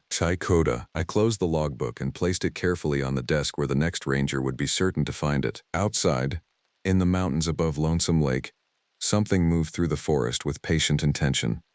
It was learning, still practicing the sounds of human speech, still documenting the strange creature that had chosen to stay, chosen to understand, chosen to become something other than what it had been born to be. Winter was months away, but it was already preparing. And I, sitting in a cabin at the edge of the known world, was finally at peace. I took the ranger position at Glacier in late September when most people were leaving. That's not entirely honest. I took it because nowhere else would hire me after what happened in Oregon. Not the official story, that part was fine. But the official story was only half true, and park services attract people who listen more carefully to silence than to words. My name is Dakota, which my mother said meant friend to everyone in Sioux. It's ironic, considering I'm 43 years old and look closer to 50. The work out here ages you in ways that have nothing to do with time. The position was posted with unusual urgency. Most ranger postings happen in spring. This one said they needed someone immediately for the remote northern station at Lake McDonough, a place so isolated that the nearest town was 40 minutes by truck, and that's on roads that become questionable after November. The ranger who had held the post, a man named Victor Rouse, had left suddenly without finishing his contract. The official reason was family emergency. The unofficial reason, I learned later, was something he refused to discuss even when I drove to his new house in Missoula and asked directly. He told me once, on that visit, that some jobs have weight. He said it while staring at his hands like they belonged to someone else. Then he asked me not to go back there, not to any of the remote stations. I didn't listen because I needed this job more than I needed good advice. The cabin sits 3 miles from the nearest maintained trail. It was built in 1967 by rangers who believed wilderness needed witnessing. There's a wood stove that requires specific knowledge to operate efficiently, a radio that works maybe 60% of the time, and a propane stove that feels safer than fire. Lake McDonough stretches out from the eastern ridge, 2 miles long and roughly half a mile across at its widest point. The water is deep and cold. The ranger orientation pamphlet claims it reaches depths of 470 feet in some places. I arrived in October under gray skies that threatened snow. The cabin was empty except for the usual furnishings and an extensive library of ledgers dating back to the 1980s. The previous ranger, Victor, had left notes in his final ledger. They were sparse and increasingly difficult to read, the handwriting degrading from proper ranger report format into something more like evidence of distress. The last entry read, 10:34, something is wrong with the animals. The elk moved south early, bears won't approach the water, even the birds are different. Something is here, I'm not staying, no amount of money. Some places know things, Lake McDonough knows. I'm sorry to whoever comes next. I should have driven away then. I didn't. The first week was ordinary. I patrolled the trails. I checked the ranger stations along the southern loop. I documented wildlife, mule deer, mountain goats on the northern face, an impressive grizzly that I tracked from a safe distance and reported according to protocol. The work was solid and straightforward. The solitude was profound. Then the ledger entries began. I kept my own journal of daily observations as required. But around October 15th, I noticed something had changed in my own notation. The handwriting was my own, but I didn't remember writing some entries, small things. 10:14 Boscht. Water level seems lower, should check the measurement post. Didn't actually go. Too tired, eyes hurt. And 10:15 Boscht. Heard something outside around midnight. Sounded like footsteps but also like water sounds. Confused. Went back to sleep. I thought perhaps I was more exhausted than I'd realized. The drive from Oregon had been brutal. The isolation was thick and real. Humans weren't designed for this kind of silence. I understood that intellectually. I understood it was normal to feel off balance. The cabin was warm enough. The propane supply was adequate. I had food delivered via monthly supply run, and the radio contact with the main station was reliable for weather updates and emergency protocols. Everything that needed to work worked. Everything except the sense of something being consistently fundamentally wrong with the air itself. October 16th was when I saw the first track. It was at the water's edge, near the boat dock that hadn't been used in years. The track was large, bigger than a human foot but not quite right for any bear. The print showed what might have been toes, though the actual shape seemed to shift depending on the angle of the light. The mud around it was disturbed in a way that suggested the creature had stood there for some time, perfectly still, staring at the cabin. I photographed it with my phone. The image came back unclear, the track appearing as a dark depression that could have been anything, really. A fallen log, a hole in the earth. The camera didn't want to translate what my eyes had seen into something the digital world would accept as real. I reported it to the main station. They sent a wildlife expert named Marcus who spent 6 hours examining the area and found nothing. He left saying the lake played tricks on perception. Water, he said, confused the mind. Mineral deposits, he said, sometimes created optical illusions. He was professional and competent and entirely unconvincing. After he left, I found another track. This one was closer to the cabin, in the dirt beside the west-facing window. This print was clearer. It showed something that could almost be described as human if humans had 6 toes and joints that bent in directions that shouldn't be possible. The creature had been standing at my window while I slept. The track indicated it had remained there for extended time. The mud showed a small pool of liquid that wasn't water, thicker, with a faint copper smell that made my stomach turn. I don't know why I didn't report this one. I think I understood, on some level, that reporting it would change things. It would make it real in an official capacity, and that would bring people, and people would ask questions I couldn't answer about why I hadn't left yet, about why the place didn't scare me away immediately. The truth was more complex. The truth was that I recognized the shape of the track in some deep part of my memory. In the part of me that was Lakota, even though my mother had left the culture behind to build a life that felt normal. There were stories. The kind that grandmothers tell. The kind that grandmothers specifically tell when they want you to understand that the world is larger and stranger than school teaches you. The kind about things that wear shapes that aren't their own. By the end of October, the isolation became companionable rather than lonely. I realized that was a problem, but not the problem. The companionable feeling came from understanding that I wasn't alone, that the lake and the woods and the thing that moved at the edges of things were all aware of each other, and I was part of that awareness whether I'd asked to be or not. The temperature dropped steadily.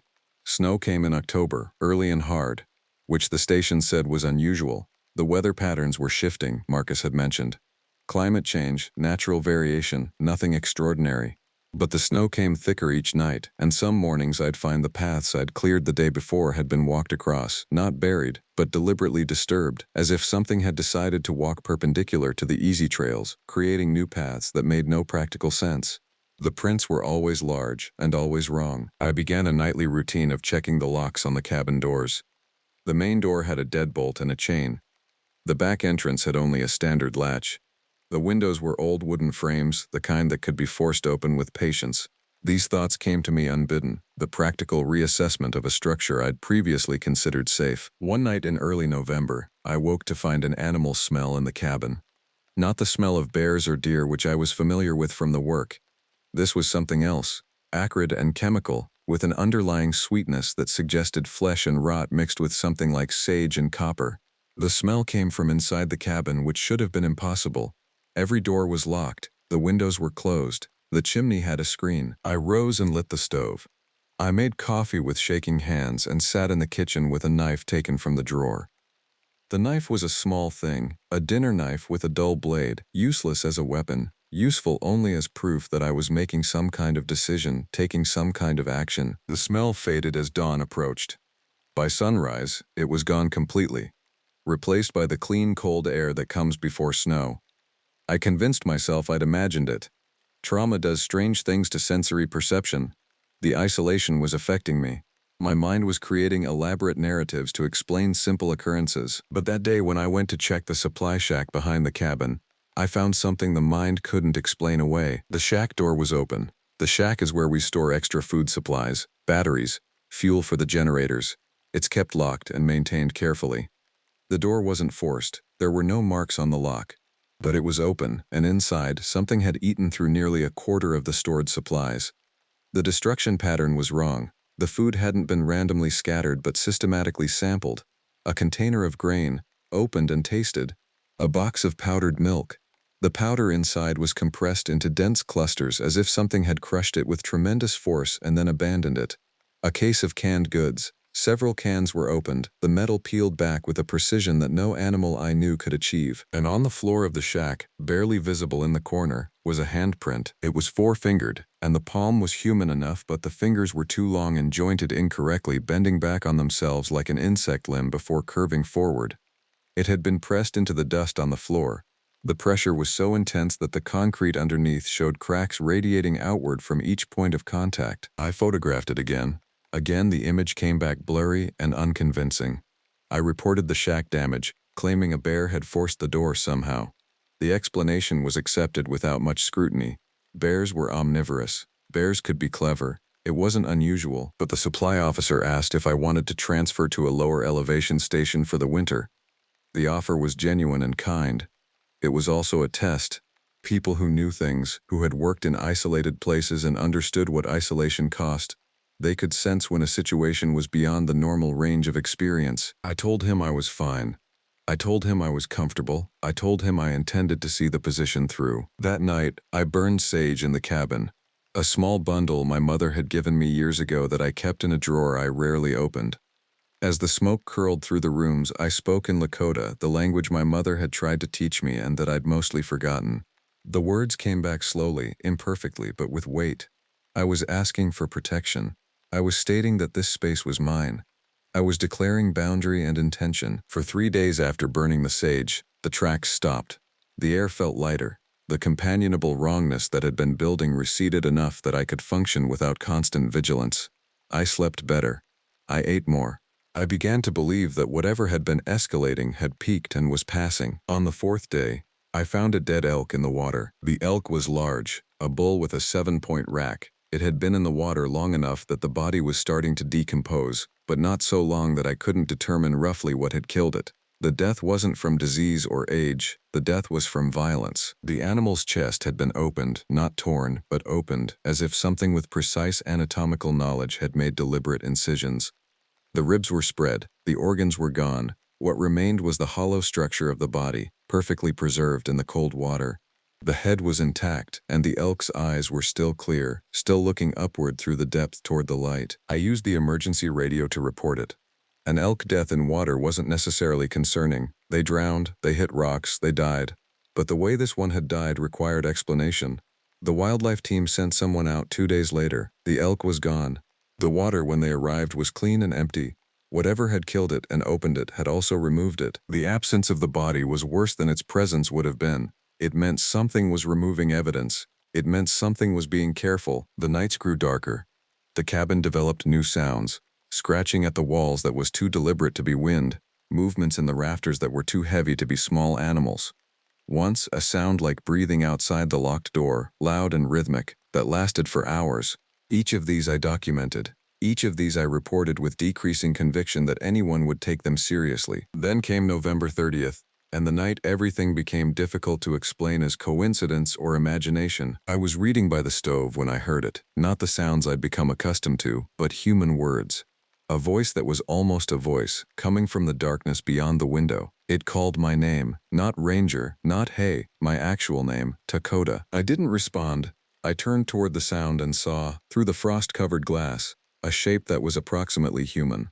It was difficult to focus on. The shape seemed to shift depending on where my eyes centered. Sometimes it looked like a woman. Sometimes it looked like something wearing a woman's shape poorly, like a garment that didn't quite fit its frame. The shape raised one arm and pressed a hand against the glass. The hand had 5 fingers, but the fingers were the wrong length. They were too long and moved in ways that suggested the bones inside were jointed differently than human bones. Dakota, it said again. And the voice was almost my mother's voice, with her accent and her cadence, but filtered through something that couldn't quite manage the organic quality of human speech. Why did you stay? Get away from the window, I said. My voice was steady. That surprised me. The shape, the thing wearing the question, tilted what might have been its head. You know what I am. Your blood knows. That's why you stayed. The other ranger, he didn't know. He just felt the wrongness and couldn't understand it. But you understood. Your blood remembered. You're not invited here, I said. I've always been here, it responded. Before the cabin, before the lake had this name. I've been here, and things here know me. They know what I wear, what I am when I move through the dark. The lake knows, the trees know, and you know. That's why you haven't left. I realized, in that moment, that it was right. Some part of me had recognized this thing from the beginning. Some deep genetic memory was responding to its presence with something that wasn't quite fear and wasn't quite acceptance, but something between them. Knowing. Acknowledgement. I'm a ranger, I said. This is my responsibility. Yes, the thing said, and for a moment I could swear I saw it smile through the frost. That's what I've been waiting for, not the others. They were too frightened, too fragmented. But you, a ranger who understands wildness, a ranger with blood memory of this place. You can see what needs to be seen. You can understand what's happening here. I don't want to understand, I said. No, it agreed. But understanding is coming regardless. The hand pressed harder against the glass. I heard cracks forming, fine lines radiating from each point of contact. The glass was going to fail. I knew it with absolute certainty. I also knew that I wasn't going to leave the cabin, wasn't going to run into the winter darkness, wasn't going to do anything but watch as the boundary between inside and outside dissolved. But the pressure stopped. The hand withdrew. The shape at the window faded into the darkness. When I finally moved to look outside, there was nothing there but snow and the deep black of the forest edge. That night I didn't sleep. I sat by the stove and waited for the next thing, whatever form it would take. But there was only silence and the distant sound of wind that might or might not have been wind. December brought snow that piled in drifts higher than the cabin roof. The isolation became absolute. The roads south became impassable. Supply runs were canceled. The main station said a team would come out to check on me once the weather cleared, that they'd bring supplies then, that I should maintain radio contact. I did. The radio worked on schedule. The contact was professional and reassuring and entirely insufficient. By the second week of December, I understood what the thing had meant about watching. I began to see patterns in the animal behavior, Patterns that made sense only if I accepted that something was orchestrating them. The ravens came at certain times, always watching the cabin, always perched at angles that allowed them to see inside. The deer moved in specific patterns around the structure, creating a circuit that suggested they were being herded, guided.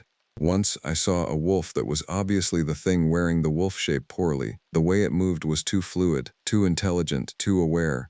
It looked at me directly, and in that moment, I knew that disguise was optional, that the wearing of shapes was just a courtesy while it evaluated me. I found a journal in the cabin's storage closet that hadn't been there before. The handwriting was my own, but the entries were from dates that hadn't occurred yet. Futures I hadn't lived. They described events in detail, the way the ice would crack on the lake, the pattern of the thing's movements, the specific moment when the cabin's door would be forced open. I burned the journal in the stove, page by page, watching as my own handwriting turned to ash. The words went unread because some knowledge I understood was weight that specific people were meant to bear, and I wasn't strong enough to carry the burden of seeing my own ending written out in my own hand. The temperature dropped to 23 below zero. The cabin held heat but barely. I burned wood continuously and rationed food, though I understood that running out of supplies wasn't the real danger I faced. The real danger was that the thing would decide the season of patience was over, that it would stop wearing shapes and simply be, and I would be forced to confront something my mind couldn't quite process, some true form that existed outside the normal categories of animal and human and other. On December 19th, I made a decision. I was a ranger. That meant I was responsible for this land, this cabin, this lake. It meant that whatever was happening here, whatever the thing's purpose was, I had a duty to understand it and report it. More than that, on some level I understood that my presence here wasn't accidental.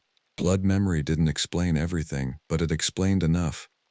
My ancestors had lived in places like this, had coexisted with forces that weren't entirely natural, had developed frameworks for living alongside things that wore shapes and moved between worlds. I was meant to bear witness, so I stopped being afraid. Not in the sense of courage, which is resistance to fear. I stopped feeling fear because I stopped contesting the reality that the fear was responding to. The thing was here. It had always been here. It would be here after I left. Accepting that was quieter than running. That night I opened the cabin door. The cold was a physical force so intense it made breathing painful. The darkness outside was complete except for starlight reflecting off the snow. I walked to the dock, my boots crunching in the snow, my breath coming in clouds that froze in the air. The lake stretched out before me, locked in ice that was a foot thick. There was no sign of the thing, but I knew it was close. I could feel it the way you feel someone watching you from darkness. Not a sight or a sound, but an alteration in the quality of attention. "I'm here," I said to the night. "I'm listening. What do you need me to see?" The surface of the lake shifted, not the ice, but something beneath it. A shape rising in the water, dark and too large. The water should have been frozen, but beneath the surface it was liquid, and something was moving through it with deliberate motion. The thing rose until it broke the surface. It was roughly human-shaped, but that description fails to capture what I actually saw. What I saw was a compilation of shapes, a configuration of limbs and angles that seemed to adjust itself as I watched, settling into forms that were almost comprehensible. The face, if you could call it a face, had too many features, as if multiple faces had been compressed into the same space. "This," it said, and its voice was all of them at once, every shape of voice overlaid, "is what the lake knows. This is what I am under the wearing of shapes. This is the truth your blood came here to witness." I understood in that moment that I was the first ranger who had been willing to look, to truly see, instead of pretending everything was explainable. The knowledge sat in me like weight. The understanding that some places are thin, that some places contain things that aren't from here, that are older than here, that my job wasn't to explain them away but to acknowledge them, to maintain the boundary between their world and ours, to be the witness that keeps the balance stable. "Why?" I asked. "Have you been showing me? Why not just kill me, consume me, like the elk?" "Because," the thing said, "you didn't come here running from something. You came here broken in a specific way. Your world rejected you for reasons that had to do with seeing things too clearly. I've been waiting for someone with that particular break in them, someone who could carry witness without shattering." "And now?" I asked. "Now you understand. And now you can choose. You can leave in spring, carry this knowledge back to the outside world, or you can stay. There are other stations, other places where the boundaries are thin. There's a whole network of places that needs watchers. Watchers who understand. I stood on the dock in clothes that were inadequate for the cold, facing something that defied explanation, and I understood that I had been walking toward this choice since the moment I applied for the position, since I'd read Victor's final journal entry and didn't drive away, since I'd seen the first wrong track and decided not to report it fully. This was what I'd come here for, even though I hadn't known it. Spring came late that year. The snow didn't fully melt until May, and the trails remained treacherous through April. The supply teams came when the road cleared, bringing food and fuel and a full psychological evaluation that I passed with flying colors. I was sane. I was stable. I was appropriately isolated but not adversely affected. The evaluator noted that I seemed more peaceful than typical rangers, less prone to the anxiety that isolation usually produces. I didn't mention the thing. I didn't mention the nights of witnessing. I filed my reports professionally and carefully, documenting wildlife movements and seasonal changes and structural integrity of the cabin with the exactness of someone who had never seen anything that didn't fit into natural categories. Victor reached out in April, a phone call I wasn't expecting. He asked if I was okay. He asked, carefully, if I had experienced anything unusual. I told him I was fine. I told him the job was manageable. I told him I was planning to stay on. There was a long silence on the other end. If you stay, he said finally, you need to understand what you're agreeing to. It doesn't release you. Once you see it, once you acknowledge it, it marks you. Other places will know, other things will know. Your whole life becomes a kind of witnessing. I know, I said. No, you don't, Victor replied.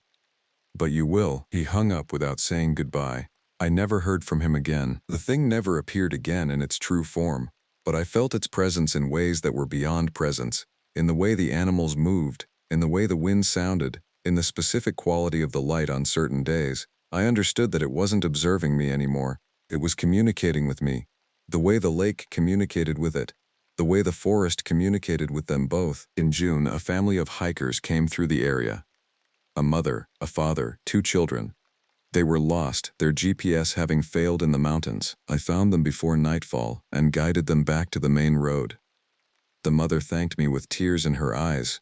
The father said I'd probably saved their lives. As I watched them drive away, I understood a piece of what it meant to be a watchman.